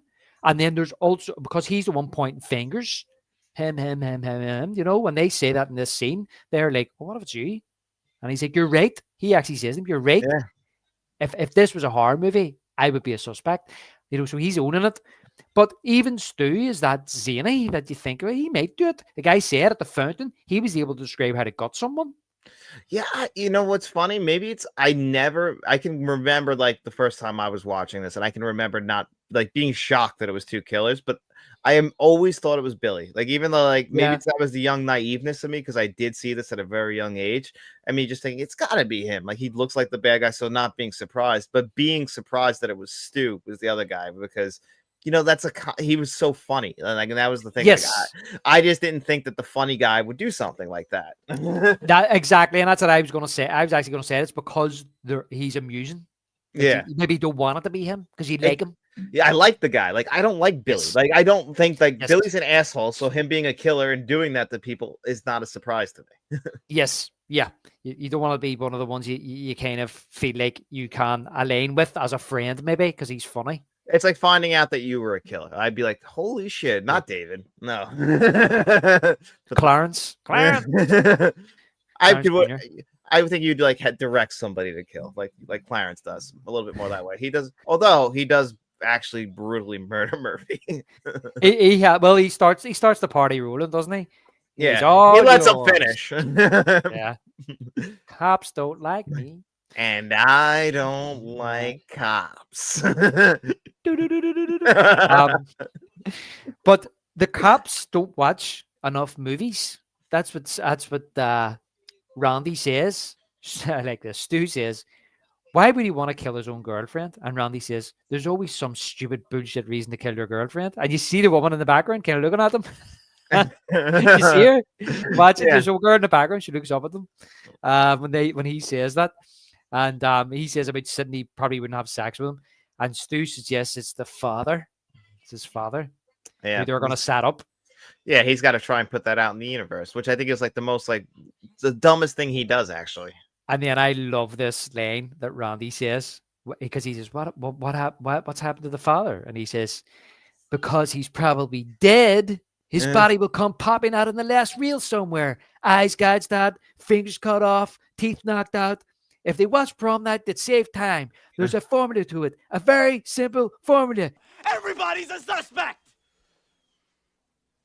Kurt Everybody's Reed. just sitting staring at him. Yeah, he's just like literally crashed out. And that's when he says, "The dad's a red herring. It's Billy." And that's when Billy confronts Randy about accusing him of being the killer. But he asks him, what's your motive? Stu asks him, "What's your motive?" He's flicking his ear. "What's your motive?" And he says, "It's the millennium. Motives are incidental." It does come to fruition with some movies. Yeah. Yeah. And see when he walks away, I love how Randy turns to Stu and goes, "Now you're telling me that's not a killer?" He's right again. He's right, and he's right from the start, and right, but he doesn't get Stu. He doesn't get Stu though No. until late in the game. And there's another clue there. I'll point it out to you when we get there. So Red Right Hand is playing again, and it's the curfew. We see the shopkeeper. Let's check my battery here. And I thought the shopkeeper looks like Oliver Stone. I could be Double check something. that one. He looks like Oliver Stone. And so Dewey pulls up on his police jeep with Sydney and Tatum, and the town deserted. And Tatum makes a comment saying, "What if they make a movie about Sydney? Who's going to play you?" And Dewey says, "I see you as a young Meg Ryan myself." which is funny because that's Jack Quaid's mum. Yeah, it is very funny. Very funny. And David obviously dated David Quaid. Mm-hmm. Yeah. Dennis. Dennis Quaid. Dennis Quaid. Dennis Quaid. And she says, "No, my look, the cast Laurie Spelling." So I believe they did, right? yeah, as far as I'm aware, the girl that plays her in Stab is Laurie Spelling. Yeah, I think that they did do that, which makes that even funnier. It's hilarious. I know I haven't watched 2 in a while, so I'm going to watch 2, and I'm near certain it is Laurie Spelling. Yeah, and it's Luke Wilson plays Billy. I remember too because of the hair. Yeah, and Heather Graham plays Yeah. the Drew Barrymore character. Yeah, The that start- is true. She That's gets true. in he has a shower and all before she's killed. It's perfect. The way they do Stab like in those movies is great. I love that about the sequels. Yeah, it's brilliant. I need to watch them ones again just because of that. Yeah, it's funny. It's really good. So Sid and Tatum go shopping for food for the party, and Ghostface is stalking them. In the meantime, the police chief and Dewey hook up, and the chief is back smoking, and Dewey is eating ice cream. Do you notice every time every time the chief takes a draw of a cigarette, Dewey takes a lick of his ice cream? Yeah, because he's the boy to the man. Yeah, and the police chief says the calls were listed. The Neil Prescott, Sydney's father. Tomorrow's the anniversary of his wife's death. They want to keep the roadblocks and the curfew through the night, and hope to find Neil to make sure he's the killer. And he stomps out the cigarette, and that's a misdirection with the shoe as well, because the same type of boots that the killer was wearing, what we seen in the bathroom scene. That's a good point. So that's why they show that. And he tells Stewie to stay close to Sydney. Now, here we go. We're entering the third act, John. We have Youth of America playing. Another great tune. Do you remember what the number of the scene was? Like, because I remember that reading a story that they wore shirts because this scene, this is the whole final scene in the movie. It's like, it was brutal to film, and I think they called it scene number something, and they wore shirts about it. So it's scene 118. Scene 118. Yeah. This was a 21 night shoot. It was cold. It was wet. Says it was called. The scene was actually called "People Live, People Die." And yes, you're right. They wore T-shirts saying, or coats and all saying, "I survived scene 118," because basically it was a 40-day shoot, and half the shoot, 21 days, was taken up by this night shoot at this house, this farmhouse, Stu's house, which I wrote at some fucking house. Yeah. I still think Sydney wins. If we're gonna go to the house wars of all the houses we saw in this movie, I'm gonna still take Sydney's house because of the deck. Yeah, that's both beautiful houses, but Sydney's, I think, aesthetically looks slightly nicer than this one, though this one looks a lot bigger. This is more in the countryside. Well, I suppose they're both in the countryside, but But yeah, that's what this you say. They're like, we're only like halfway through the movie. Do you know what I mean? This takes up nearly another half of the movie. It's like the whole second act of this movie is so short. Yeah, it's crazy actually, like what they actually do with this movie because it's half the movie essentially. This final scene. Yeah. And it just goes on, it goes on, it goes on. Wes Craven said that. He says when we were filming it, it just kept going on and going on and going on. Didn't know when it was going to end.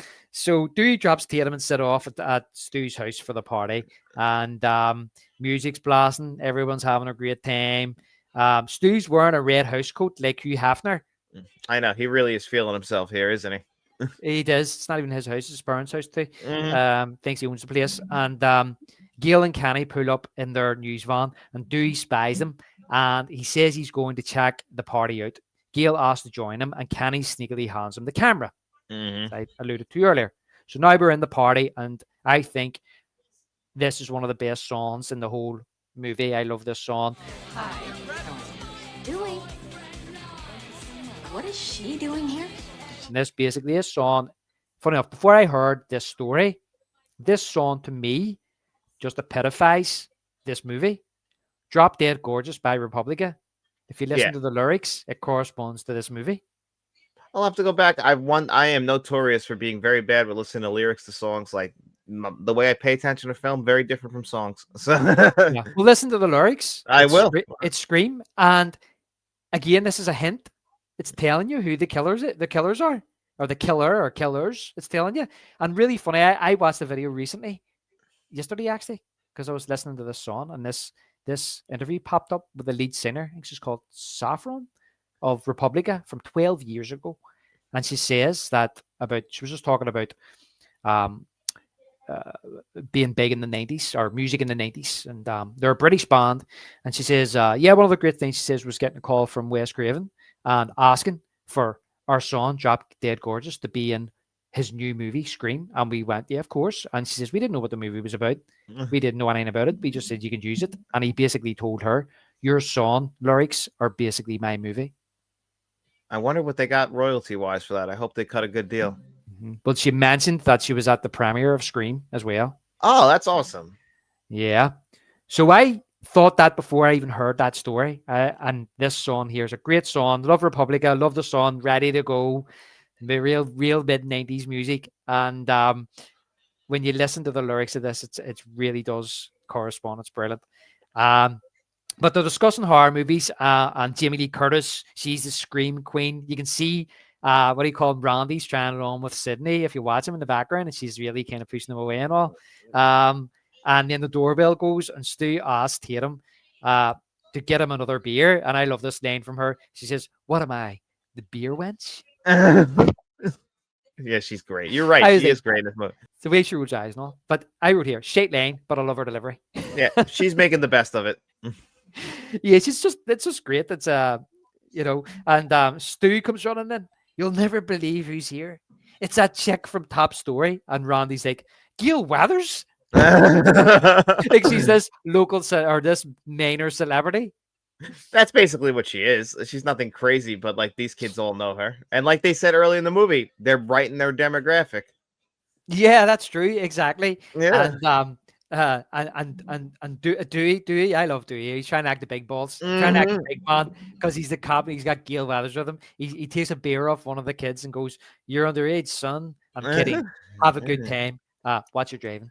Yeah, it's like he wants to be the coolest guy in the room right now, which I guess he is because he is with Gail Weathers around all these kids who like her, but he's feeling himself, that's for sure. Oh, Daphne, and you see Tatum, Tatum eyeing her up, and then she's like, Dewey. And he comes over, and she's annoyed that she asks, what is Gail doing here? And he's like, she's with me. I know, he's so excited. He can't believe it. Oh, that's so funny. I know, but Sydney just asked Dewey about her dad. He says he still haven't found him, and Gail hides the camera. So we see Tatum head for the garage, and this is the Tatum murder scene, which for me is one of the best scenes in the movie. This is a great one. I like her dialogue back and forth with Ghostface when she's got the beer in her hand. Yeah. Well, first of all, the first thing I noticed was raspberry ripples. Yeah, they look delicious. Now, for years, she got asked was she wearing fake ones for that scene after the movie? And she said, no, No, I because it didn't was even cold. know yeah, she says I didn't even know that existed. Apparently, it was very cold. Yeah, well, it shows. Yeah. And Kevin Williamson says that Halloween had a kill in the garage, so this is his kill in the garage. Okay, fair enough. The door mysteriously closes. Cat scares her and runs at the cat flap. The lights go out. Tatum's trapped in the garage, and Ghostface appears. And again, she thinks it's Randy. I like this line. She says, "What movie's this from? I spit in your garage." And this line here, John, if you don't mind me reading it out, I appreciate it. she says, "Okay, you want to play psycho killer? Can I be the helpless victim? No, please don't kill me, Mr. Ghostface. I want to be in the sequel." And she's not gonna do it. And then I actually like the line delivery, the next one that she says. Oh, fucker. Yeah, like as she says fucker, they're like, all right, that's it. That's a wrap. Oh, wait, does she say it? Does she? Yeah, she says, all right, fucker, like that's a wrap. Like Oh. and the way Oh, I like the way she says that, like she starts getting more aggressive with him because he's like, now she's getting a little nervous. yeah. What I like about this scene as well is what's scary for me is that she thinks it's a joke. And she Yeah, the walks whole up, until the very end. walks up to him and she just grabs her arm and just slices it. And that's when she realizes this is real. But like you say, she starts to fight back, hits him with the door of the fridge or the freezer, the top part. And as you say, when she throws those bottles of beer at him, and all I heard her say was "fucker." Yeah. Well, like we haven't brought it up yet, but because these are just high school guys, like they're a little bit clumsy and they're falling all over the place. Like they're very vulnerable. They're very different from the Freddys and the Jasons and the Michael Myers. They're just regular kids. And what I always put it down to was the fact that their vision is restricted and they're wearing these robes. People will say about, oh, they're always falling over, but it's like that's what I always put it down to. And I know Wes Craven said it because I listened to the commentary last week when I was decorating in here, and at the commentary on, and he basically said that he wanted a fine line between falling over and just being clumsy to the point of being like clowns.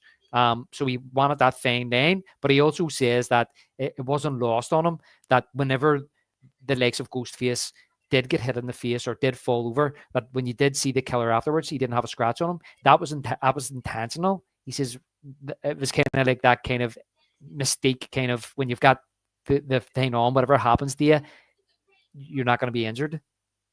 Which kind of does make sense. That does cover their whole body, so they're not going to get a cut on them. They might get bruised though. Yeah, well, I think it's illogical, but what he's saying is it was intentional. It wasn't lost on him. He knew fine right that if somebody gets hit in the face that hard with it, you could maybe bust your nose, break your nose, black eye, not maybe as you say, people find back scratches. He says they knew all that, but he just didn't do it because obviously that would give the killer away for a start. But he was just like, it was just a thing we accepted that. He says that's why he says Ghostface could fall off a building and survive. True. Well, okay, that does make sense then in the universe that they're creating, because there always is those logical questions. How does he survive this? And then I guess it's intentional. Yeah, and he runs and he does like a backflip. She ducks and he does like a backflip onto the steps in this scene as well. So she tries to escape out the cat flap, but gets stuck, and Ghostface, but that's where she's killed. Ghostface steps back into the party. I hate that she died here, to be honest with you. I know we don't get it for the rest of the movie. I know, raging. But you know what? Kind of glad that she never comes back, because I think if they had brought her back for the sequels, they would have ruined her character. Probably. She's just that great character that unfortunately she's gone like that. She's just dust in the wind. I like she's just unique to this one movie. Although Rose McGowan said that she would like to bring her back because she's seen 2 single beds in her bedroom. So she likes to think that Tatum has a twin with dark hair. That is funny that she did have 2 single twin beds in her bedroom. That's true. I know. I never realized that till Rose McGowan said that. I was like, yeah, right enough. Why does she have 2 single beds in her bedroom? Yeah, that's only happens if you have, because that's how my room was set up as a kid, but that's because I had a brother. Yeah. Yeah, so I remember that. Yeah. So who killed her? Billy or Stu? Billy? I think it's Billy on that one, yeah, because I remember Stu was walking around outside with the other kids. Yeah. Yeah, because we cut to Stu saying goodbye to some of the party. Mm-hmm. And I was like, is the party over? What the fuck? I mean, the kids just leave. But then somebody mentions about the curfew, so maybe that's why they're away. Yeah, some of them didn't. Their parents probably like, you got to be home by this time. Like, if they're still in high school. Because I was like, party's over already. I haven't seen one drunk person being sick. No, yeah, well, like then there's the people who don't care that end up going away when the principal gets killed, and then the rest. And the rest, yeah, because the rest they do start getting drunker and drunker as the night goes on. You see that. Sid shouting for Tatum, and Billy comes around the corner of the door. He's like, ha! And Stu offers him to go to his parents' room to talk or whatever. And I love Randy comes up here and says, "What's Leatherface doing here?" He believes it. He thinks that's the killer. Yeah, I love it. And Eddie says, "There goes my chance with Sid," and just Stu's just laughing at him. Like, yeah, okay, like you had a shot. That's what killed it. Yeah. He's like, yeah, as if he was here, not you still weren't, and you do notice it. Look at it earlier.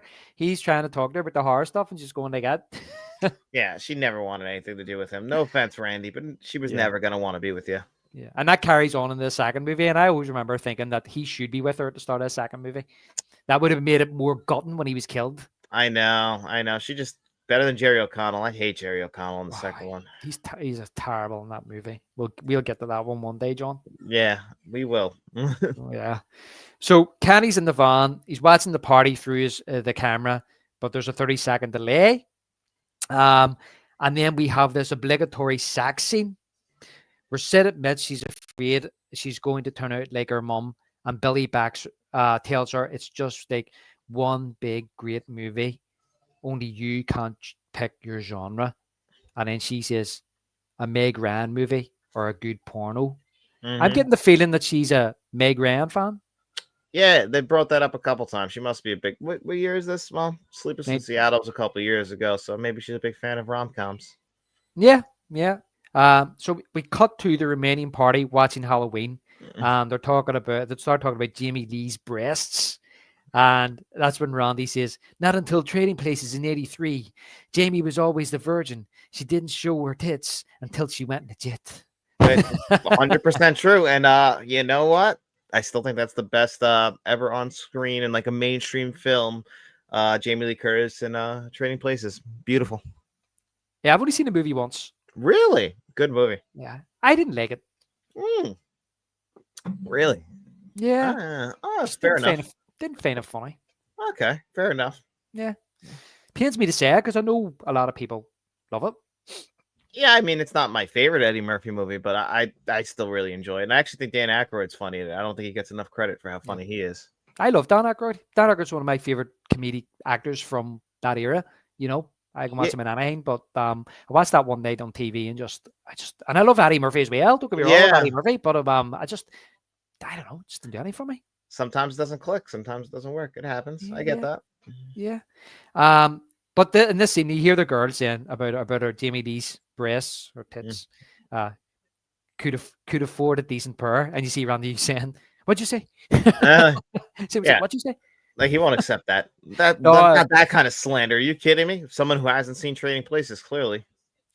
Obviously, he has a thing for Jamie Lee Curtis. Yes, Randy. Clearly, big fan. Yeah, big fan. And then he says, "Did you know the rules?" And Stu's like, "What rules?" And he's like, "You don't." And he slams his beer down, pauses the movie, really dramatic, and he's like, "Jesus Christ, you don't know the rules?" I love this delivery. He goes, Randy says, "There are certain rules that one must abide by to successfully survive a horror movie. For instance, number 1, you can never have sex. Sex equals death.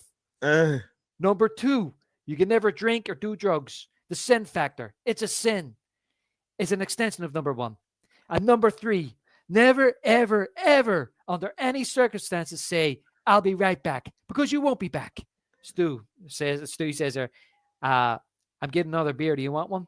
Yeah, sure. I'll be right back.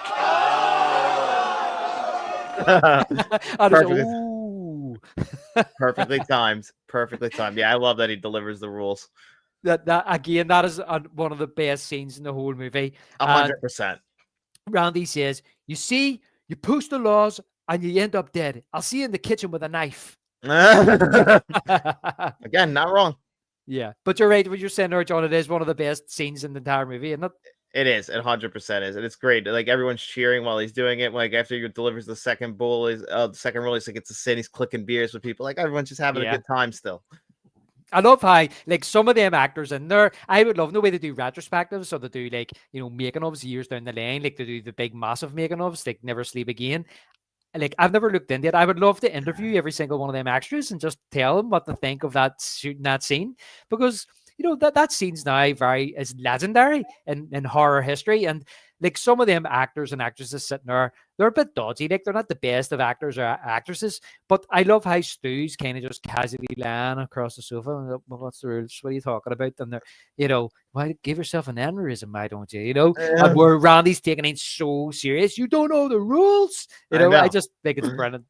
He's a cinephile. That's exactly what it is. Something like this that nobody's going to really care about, but he's going to go up there and he's going to deliver it like it's the biggest thing in the world. Yeah, like it's the Bible, as you say, like it's gospel. Yeah. And the good thing about it is it's still funny because when we move into the next scene, there's Gail and Kenny's watching the party and they're listening to Randy's rules, and you hear it must be a different take because you hear him. You hear him going, "You don't know the rules. There are certain rules. There are certain rules." But you hear Gail sitting watching it, and she's like, "Oh, boring." Yeah, to her, it's just another geek. Yeah, she doesn't care about the rules, but she soon will. And that's when Dewey raps the van door and says, "Someone has reported a car in the bushes down the road and would Gail like to come and join him." So Dewey's pulling moves. And do you notice when Gail closes the van door, before she closes it, she says to Kenny, "Be right back." Yep. We all know the rules about that. Yeah, so we're thinking, oh, she's going to be killed. Is Dewey going to kill her? Is he the killer? Yeah. That's another misdirection. Misdirection. Yep. That's when he suggests walking. That's right. Yeah. And again, because he says, "Come on, we'll walk," rather than take the car. So he goes towards the police jeep and he's like, "Oh, we'll walk." But we then have a montage here. There's more people leaving the party. Sid and Billy are in the bedroom. Handful of others are with Randy watching Halloween, and they get a call. Principal Hamley is dead. He's gutted and hanging from the goalposts in the football field. One of the teenagers says, "Let's go over there before the pram down." And they all run off in excitement. Yeah, they're like, "Yeah, let's go." They all leaving Randy on his own. Yep. So Dewey and Gail are walking the road, getting to know each other, and then they get run over by those kids that are speeding down the road, and that's when they fall into the ditch and they kiss, and that's when they find Neil Prescott's car. How fortunate of them to fall right where his car is. I know. And she's like, "Is that what you're looking for?" "All my life." He's sweet talking her. Yeah, he is. Well, that's the charmingness about him. Mm-hmm. In the bedroom, Sid asks Billy who was his one phone call. And he gets annoyed that she would question this, and he says, "What do I have to do to prove that I'm not a killer?" When Ghostface appears and stabs him. Now, I do remember, John, that I may have suspected Billy at this stage, because, like you say, he wasn't likable and he bit of a dick, bit of a creep. So it was like, oh, it could be him. And when he was stabbed, I was fooled. You thought, oh wow, can't be him, right? Can't be him. We have this famous wipe off the knife Ghostface does, which the stuntman I think just done, wasn't in the script, and then it became synonymous with the character. Yep, it's something that they would all do in the future movies because of this. Yeah, exactly. I mean, it is cool as shit, so I can't even say it's a bad thing.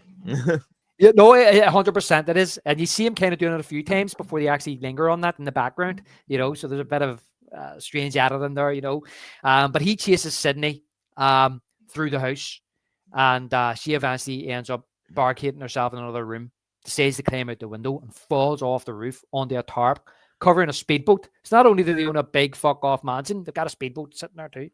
Yeah, and how fortunate that she landed on like that. I don't understand what's underneath that. Like, I feel like it would be seats. Like, I feel like she would have got a lot more hurt than she does. I suppose they're thinking that if it's tight, it creates an air pocket. And that's what she lands on? You're right, but there might be seats, yeah. There as well, but you're right, there could be seats. Yeah, I don't know. I always thought that Just that trying was, to apply logic to it. Yeah, I mean, I guess you're not really supposed to think about that. Like you're supposed to think she just landed on something soft, but I mean, like she gets going really fast out of this. She looks up and Ghostface is gone. Love that Mhm. shot up to the window and you see the sky, night sky, and then she sees Tatum's body. Yeah, which she can't even like stay there and get upset about it because she's got to try and survive herself. Yeah, runs off. In the meantime, Randy's drunk watching Halloween. Look Yeah. behind you, Jamie. Turn around. Don't you Behind love that the Jamie. Halloween score's playing through this? Yeah, I love that. yeah. I love this moment because of that, because the Halloween score works great for what's going on in Halloween and for what's going on right now in Scream. Well, there's a point I'm going to make about this, and I do like that Wes Craven's using the old Dutch tilt in some of these scenes. When Ghostface comes in, I like how he tilts up and you can see the door frame and the way Ghostface kind of comes on and he goes to put the knife above his head like this. And I believe that's whenever you see the knife above the head like that, I believe that's supposed to be Stu. Yeah. And I think Billy slices, but Stu Mhm. goes like that. I think that's what that's the two different killers are. I'm near certain. That's because he goes to do it in this scene. Yeah, and so he that's does- definitely Stu because we just saw Billy get like swiped down. Yeah, exactly. That's how we know. And I believe that's the only scene in the whole movie where Matthew Lillard wore the outfit. Ah, interesting. I'm near certain that's the only scene. The rest was stunt guys. I don't even know if Billy wore it at all. Not sure if he even wore it at all. He looks like he'd be a prima donna. yeah. But here's the scream. And cut he looks out. That's why he doesn't kill Randy because he hears a scream, and then he cut to Sydney running, screaming away from the house, the Gail and Kenny's van. And when Kenny opens it, he looks at the camera in the house, and he sees Ghostface behind Randy, and he's like, "Behind you, kid! Behind you!" Just like what he's doing to watching Halloween. Yep, exactly. But he remembers there's a 30-second delay, and that's when he's turned and he gets his throat slit, which is a horrific death, John. Yeah, it's brutal, man. I feel bad for him because he's just really, truly innocent in this whole thing. He's just working. Yeah, this is one of the scenes as well where the camera lingered on his face longer, and they got him to cut that. The MPAA got him to cut that. I can see that. Mm-hmm. Although Wes Craven said he thought seeing someone's face after being sliced is less horrific than seeing all the blood. I mean, it really depends. And again, it's like just a couple people who pick this. So it's really like what offends them. Like, I don't know. I think it's a tough job, but still. Yeah. So anyway, Sydney stabbed in the arm and she crawls out the back of the van and runs. We cut to Dewey and Gail coming back from the house. Dewey tells Gail to lock herself in the van and call the sheriff for backup. So Dewey enters the house and Halloween is still on the television. And we have this scene where you see him going through the house, John, and he's kind of like going around the doors and he's looking and he's doing all the police work. Doing all the police work. See when he turns around into the living room and it's the scene in Halloween where she falls over the banister and the music starts. That wasn't done intentionally. That was just a happy accident. Really? Yeah, that Dewey would be swinging around and looking at that room at that particular scene. Well, that worked out perfectly. Perfectly. So it did. So just you saying about this, the Halloween on the TV and the music, that wasn't intentional. It just worked out. I love that. Yeah, because I mean, it works. It goes so perfectly with the movie. Like, honestly, this is my favorite scene in the movie is when the Halloween score is playing over stuff because I think it works perfectly with the film. And Yeah, how much more meta is that? Yeah, it's great. I know it is great, and I'm sure he's good friends with John Carpenter, and you got to use you let him use it. Well, and it also really sounds like he was a huge fanboy of like Halloween, so I'm sure like he's like telling John Carpenter how much of like a hero Kevin Williamson liked his, and it's Wes Craven could probably help him out get that. Like it feels like a fan of Halloween wrote this scene. Yeah, well, the whole thing is that when I listen to the commentary, it's Kevin Williamson. It's an old commentary. It came out before the second movie. Well, the second movie was in pre-production. Must have been for the first version of the DVD. Well, that's crazy because that's only 1 year. Yeah, because he talked about who was it he talked about in the commentary? Who's in the movie? And he says, I only met him last year, and I put him in the film. Oh, I can't remember who it was, but they talked about they were in at the end of the commentary. They talked about they were in pre-production for Scream 2. That's funny. Yeah, but the thing was that Kevin Williamson did say about meeting one of his heroes, Wes Craven. He couldn't believe that he could get him to direct a movie, and he thanked him for it. And he did mention during it that he was a big, massive fan of Halloween. And he mentioned some things about Halloween which Wes Craven didn't know, because I'm sure Wes Craven's the type of guy, the director, probably watched Halloween like once or something. And he's, but I've no doubt that Wes Craven probably knocked about in the same circles as John Carpenter. Well, I feel like where their status was in the horror genre, like there's no way that they didn't have at least people in their circles cross paths. They had to be fully aware of each other and each other's works. But I also can see them maybe having like a competition with each other, because it's like, that's the other side of me. Yeah. So I don't know. I think it's funny, but like from what I also, John Carpenter can seem like a little bit of a curmudgeon, but Wes Craven, like from all I've ever heard, is everyone likes him. So I imagine he was able to get the strings pulled to get this used in his movie, because there's no way it's John Carpenter's score. You had to talk to John Carpenter. And there's scenes from the movie in this movie to show you parts of the movie. Yeah, like there's no way it was just like, oh, we just did it. No, they had to literally speak to John Carpenter. So, I mean, I imagine for Kevin Williamson, that was probably something really cool for him. Yeah. Yeah, exactly. And as you say, that he went on to direct. I know it probably had nothing to do. H2O had nothing to do with John Carpenter, but he went on to write a Halloween movie, which John Carpenter and Deborah Hill wrote the original Halloween. Yeah. So how funny is that? Like you'll always be talked about in the same circle of the Halloween franchise. Yeah. Went full circle. So Gail runs to the van and sees blood. And then she sees a pool of blood on the ground. She gets in the van and calls 911 and hits Randy with a phone. He comes out of nowhere and he's like, blah, blah, blah. She just hits him with the phone. But honestly, if you're gonna run up on her like that, be a little bit quieter. Like, you scare the shit out of her. I know he's a wee bit of it, and I think that's the point, is to scare the audience. But you're right, as a character, it's like, what an idiot, He kept up her. He was like Homer. Remember that episode of The Simpsons where Homer gets lost? Homer and Bart get lost in the forest, and he falls in the mud, and they think he's the abominable, or sorry, not the abominable snowman. They think he's Bigfoot. And this amateur cameraman captured the beast, and it's Homer, and I think what is it? He was eating honey and wasps on the inside of his mouth, but when he comes at the camera and he's going, we don't understand what language this beast is talking. I was like Randy when he come up to the van, he's just screaming, at him, and she hits him with the phone. Get out of here. But there's blood on the windscreen. She starts the van. There's blood on the windscreen, and Kenny's body slides down the windscreen. And I love this line again, just showing how much of a bitch she is. She's like, "Oh God, Kenny, I'm sorry, but get off my fucking windshield." Brutal. Brilliant. Sid steps in front of the van as Gail drives off. This is dumb move by Sydney now, right here too. By the way, jump out in fucking front of the van like this. Just to stop. I know, but this is a reference to Carrie.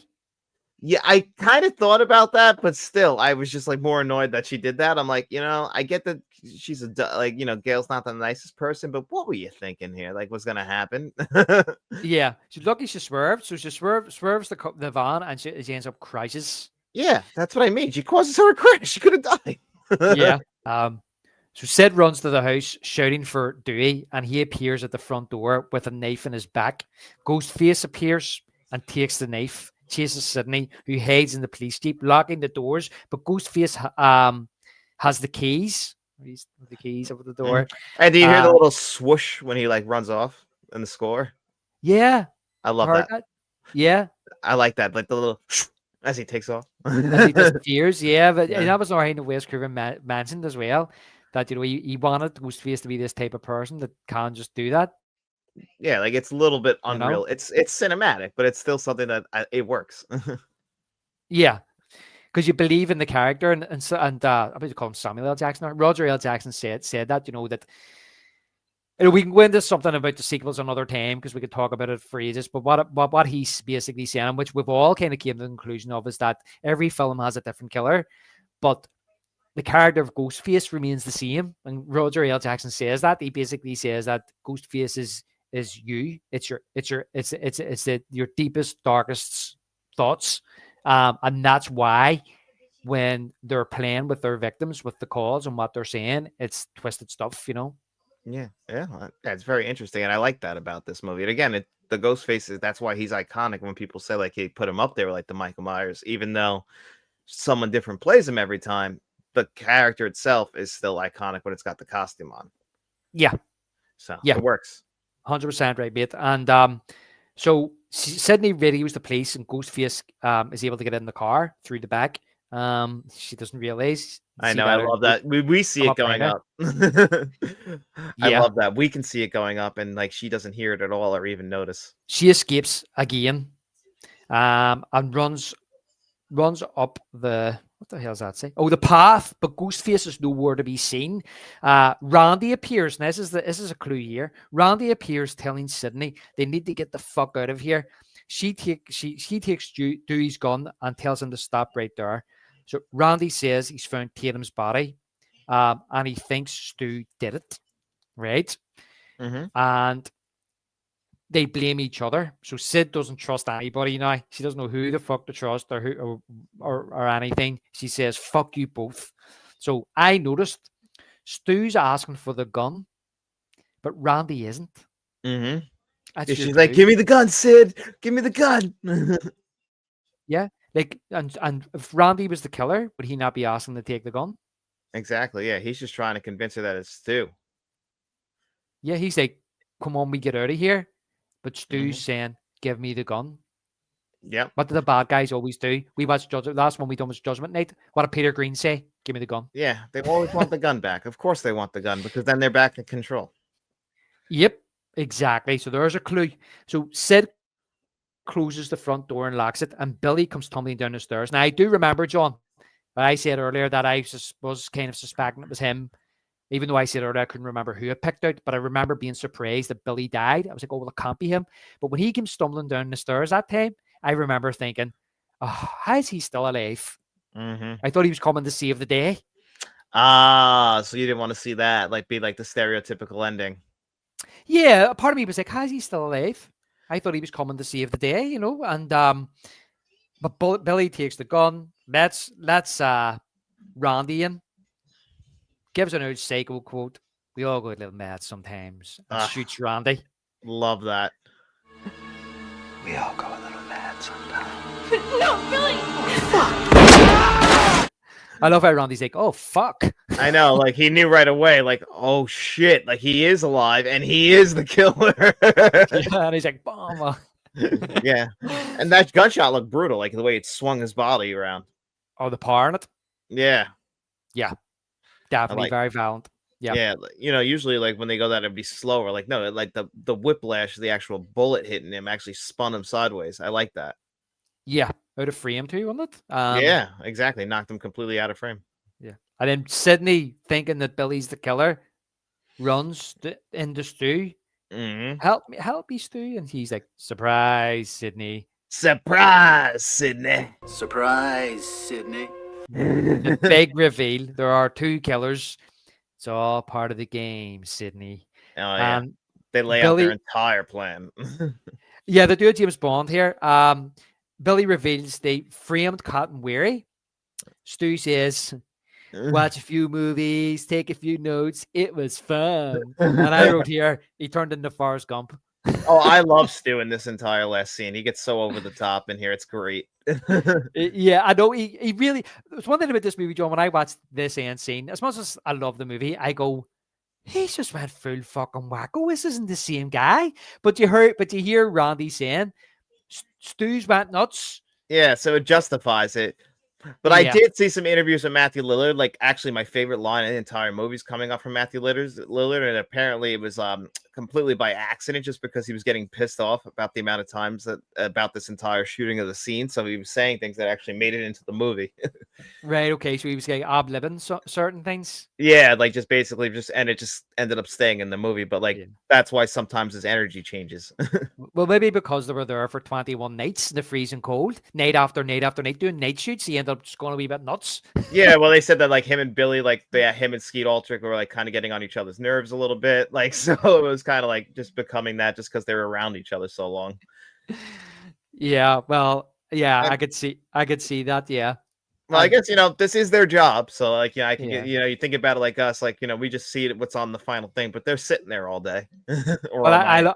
well, exactly for. I mean, that's what they're saying. They were filming all night till it was like dawn the next morning, and like if you do that night after night after night, 21 nights straight, your body's not meant to do that. No, I mean, as somebody who worked overnights for a very long time, it's very unnatural.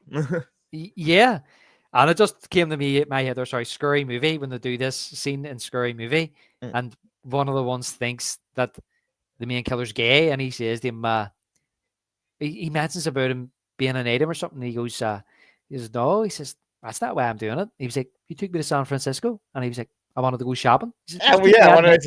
he's like, you took Hey. me to that club though. They you play took good me to- music. I think that's absolutely brilliant. Yeah, So they did that great. I mean, again, it's tough not to see it. Like when he gets shot and he's like, pig's blood, same thing or a corn syrup, same thing they used in Carrie. He's like, ketchup, like they put in my mom's spaghetti. your man's like he's going with a girl called Brenda. And he's saying, take it, Brandon. Take it, Brandon. Huh? I mean, Brenda. It's so great, scary movie. It's so funny. I need to watch it again. But yeah, again, I love this line here. What is it with Sharon Stone? Billy says about Sydney's mum. He says that woman was a stud bag whore who flashed her shit all over town like she was Sharon Stone or something. And Stu says, we put her out of her misery because let's face it, Sydney, your mother was no Sharon Stone. I heard a story that apparently Wes Craven had a beef with Sharon Stone, and that's why this was in the movie. I don't know if that's true. I don't know. Possible. I mean, Sharon Stone, I just took it as like Sharon Stone's the biggest star at this time. Think about it. The year before, she was nominated for Academy Award for Casino. So she was the biggest actress in the world, probably. Yeah, because she's mentioned twice in the movie. Meg Ryan's mentioned twice in the movie. So, well, that's 3 times, actually. But Billy tells Sid that her mum had an affair with his dad, and that's why she moved out and abandoned them, because they try and imply that there's no motive. But you see, even I like this wee subtle shot here where Stu is actually doesn't know this. He's like watching them, like surprised to hear this. Yeah, like that. I didn't really get that because, like, then that brings up a line later that Sydney says to him, like, then, well, Billy's got a motive. Well, what's yours? And he's just like peer pressure, which kind of makes sense because it does kind of feel like Billy's in control. Yeah, well, Billy's the main lead, yeah, and it just seems as if he's just a nut that's just went along with it because he wants to hurt people, whereas Billy does have a motive. But Kevin Williamson says that there's 2 ways the script could have went, and who was it? Somebody kind of vetted it for him, or somebody read it for him, and there was, I don't know if it was at the studio or it was his friends or whatever, but he says one camp were like, no motive is the way to go, that's the best thing to do, and another camp was saying you should have a motive, so he integrated both in. Yeah, because basically you can just hear it from the time, like, Stu gets off from the beginning, that Stu gets off on the killing, right from the time he's talking about, like, cutting somebody from, like, the gut to gullet kind of thing, like, with the hunting, like, this is what he gets off on, is the actual killing. Yeah. And that's when Stu says, you're going to love this. We got a surprise for you, Sydney. It's a scream, baby.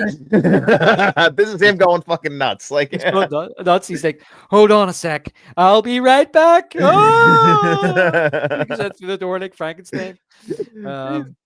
So Stu emerges with Neil Prescott tied up. And of course, the master plan is revealed. They've cloned his phone and plan to start and start to stab each other. And I always thought this was the dumbest plan, the dumbest part of the movie, because why not just kill them first and then stab each other? I know. Why do you got to do it? Like, you're going to be bleeding out, like, while you're trying to do this. Yeah, you're going to be, as you say, losing blood while you're trying to kill. Well, one guy's been tied up for days. Don't know what he's been living on, or a couple of days. But Sydney's fully fit, and you're going to be going to try and kill her while you're bleeding. Yeah, I know. She could just hit your wounds and it's going to hurt, as we see. Yeah. You ever hear the BTK killer? Yeah, that guy was actually crazy because that guy just got caught not too long ago, and he was killing since the 70s. Well, he was killing since the 70s, right? Women his own age. Mm-hmm. Then he stopped for 10 or 15 years or whatever it was because he got married and had a family. And then somebody wrote an article in the paper one day or saying whatever happened to BTK. And he thought, oh, I'm going to come back. But he originally tried to kill young women who he was killing in the 70s. and he quickly found out that he didn't do it anymore because they were not physically stronger than not than him, but him being an older man. It was more difficult for him to kill these women as easy as he could have done, as he had been doing in the 70s. So then he started killing older women around his own age. Makes So sense. just the point I'm making is that they're going to be wounded and try and kill this young, physically fit woman. It never made any sense to me, but it's in the movie. Well, they have to show the entire plan. That's the whole thing. These guys are monologuing like fucking, like you said, James Bond villains.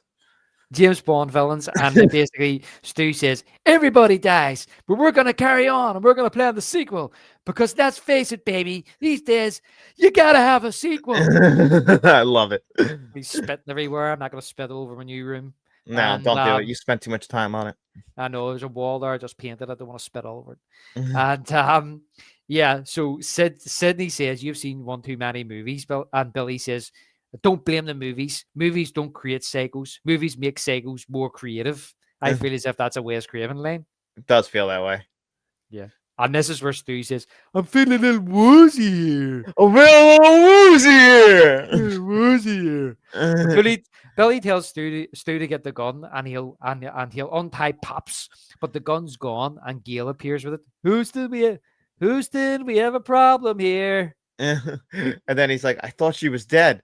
I thought she was too, man. She looked dead. Still does. Still does. The way he's gonna look at it. Still does. Yeah, and it is great how Gail does come back. Like she's all ruffled up. She's blood in her face, and she's like, she's so nervous. She doesn't know how to use a gun. And then, like, Billy's like, could see that the safety's not on. Yeah, she gives him this bullshit story about how about I save the day, what she's always wanted. She wants the limelight. She wants to be the hero, saving a man's life on death row. And then read a book on it. Oh yeah, my God! If she's the one who saves this, forget her book sales then. Yeah, so I would say this is more Gail motivated than anything else. But she says, "What about that ending?" And I like how Sydney goes, "I like that ending." But Billy says, "There's one thing," and he just kicks her out the door. Cracks his neck. Wee bit of sound effects put in there. I like that the loud neck crack. Yeah, they put that in afterwards. Apparently, he done that impromptu, and then they put that sound effect in afterwards. And Sydney and Neil disappear. Then the phone goes, and it's Sydney. And she says she's called the cops and asks Stu's motive. And that's what you said about the peer pressure, John. I'm far too sensitive. Yeah, and then doesn't he get back on the phone, starts screaming at her, and he throws the phone back at Matthew Lillard? And this is the line I'm talking about. That like he just said this out loud because he wasn't supposed to hit him with the phone. So Matthew Lillard just said to Skeet Ulrich, "You hit me with the phone, you dick!" That's right. Fucking hit me with the phone, dick! Fuck around! But apparently, with all that blood, fake blood, right? Yeah. It congeals and it becomes sticky. So he was meant to throw the phone to him, and he was to catch the phone. But what happened was it kind of stuck to his hand. So when it did fly off, it hit him in the head. And as you say, he shouted he shouted at him, "You hit me with the phone, dick!" No, Wes Craven just kept it in the movie. I love it. It's brilliant. It's so funny, because it's so natural. I love how he says in the phone as well, "My mom and dad are gonna be so mad at me." Yeah, like that's your biggest concern. You've murdered people. Killed people, yeah. So Sydney stabs Billy with an umbrella. Yeah. And yeah, he had heart surgery when he was a child. Skeet. Do you know this story? Yeah, I was actually waiting because I think I called him a prima donna earlier. I was going to say I really shouldn't do that because he actually got really hurt. Yeah, so there was a steel plate where the stunt woman was meant to hit with the umbrella. And he was like, "Be careful now, because I had heart surgery. You'll be hitting up here." And she missed and hit up there. Of course. That's why he's actually in pain when he gets hit with it, when you see him getting hit with it. Yeah, I meant to say, yeah, I called this guy a little bitch for no reason because he actually got really hurt. You're really hurt. And Stu attacks Sydney in the fight, and he's like, "I always had a thing for you, Sid." I love his line delivery, Matthew Lillard, in this movie. Yeah, he's great. He does turn real psycho at the end. That's just the whole mask is totally slipped by the end. He's getting, he's going ballistic here, and she drops a TV in his head, electrocutes him. Now one of those big, heavy 1990s TVs. Oh yeah, that's gonna kill him. That's for sure. That's going to do damage, and of course, Randy then jumps up, wee bit of a jump scare, and so she says, "I thought you were dead," and he says, "I probably should be. I never thought I'd be so happy to be a virgin." Hysterical. But Billy punches him, strangles Sydney, and he's just about to stab her. She pokes his wound. He starts screaming, but he's about to stab her. The slice, right? Yep. That's his method. And Gail shoots him, and she says, "I guess I remembered the safety that time, you bastard." Yep. And this is where Randy says, "Careful." This is when the supposedly dead killer comes back to life for one last scare. And of course he does. He goes, and she shoots him in the head. Not in my movie. Yep, I love that. I also love the smoke coming out of the barrel of the gun here too. Nice little. Yeah, it looks very realistic. Yeah. That shot at the end. And we have then the other false scare of Neil bursting out of the closet, still tied up, and they all turn screaming. Now, Dad. Dad, do you think it would have, I just wrote down this wee question here before we finish up, mate. Is that, do you think they would have been better not having that jump scare with Billy? And just leaving him dead? It would have been more realistic where because it's subverting horror movies, it's subverting expectations, and it is playing with the tropes as well and making you laugh. But if he had said, this is when the supposed dead killer comes back from the dead, and they're all staring, and instead of Sydney shooting him, the dad comes through the door and they all just scream, and then Billy doesn't jump up. I always really like that jump scare at the very end of him getting shot in the head. I think it would have probably made more sense the way you're talking about, because the whole movie's about subverting expectations. So to have the expectation actually come to fruition, I can see what you're saying. Like, it probably would make more sense not to do it, but I always really liked it. I like the line, "Not in my movie." Yeah, that's fair enough. I always feel as if they just wanted Sydney to have the last laugh. They wanted her to have the kill. Yeah, she gets the line, the cool line delivery, of course, too, I love this, John. We then hear, while they're untying her dad, Moby, another Moby ending music. First Cool Have on the same album, funny enough, as God Moving Over the Face of the Waters from Heat. And yeah, we see Dewey being wheeled out, still alive. Somebody saying, "Hang in there, buddy." So apparently Dewey was supposed to die. But on the final day of shooting, Wes Craven said, "You know what? What if people like his character and we want to bring him back? Let's film him being carried out of the house still alive." So that's how Dewey stayed alive. Said it to keep him alive. And I love this. One of my favorite shots of the whole movie is Gail reporting on the night. Yep. The camera panning up, the Moby music playing, the pan to the left, and the sun rays, and then love it. Fade to black. But one question: where did she get her new news crew from? I assume that she made some phone calls, and because I don't know how much time has passed between them getting there, but there's a good amount of time, between the cops and ambulances. So I assume that she made a phone call to her bosses and said, "Send me out a news crew." Yeah, that's fair enough. If they're from Top Story, it's not like she's independent. She's working for a company. Yeah, she calls them up, sends over an affiliate, sends over somebody with a camera. I'm sure that guy was teamed up with her, but they can get another camera crew. Yeah. Where's Lardass? He's down over on a heap. Yeah, I know. That's the other thing. Does the company care? Why do you need a camera crew? Where's Kenny? What happened to Kenny? What happened to Kenny? People like Kenny around here. He's an employee of Top. You seen him eating his fucking crisps and all? He was sitting staring at them, and I was like, yeah. Well, I like how in the second movie they bring up like she has a hard time with cameramen. After that, because she would. Is that another line at I Love and Scary Movie? Isn't that what they say?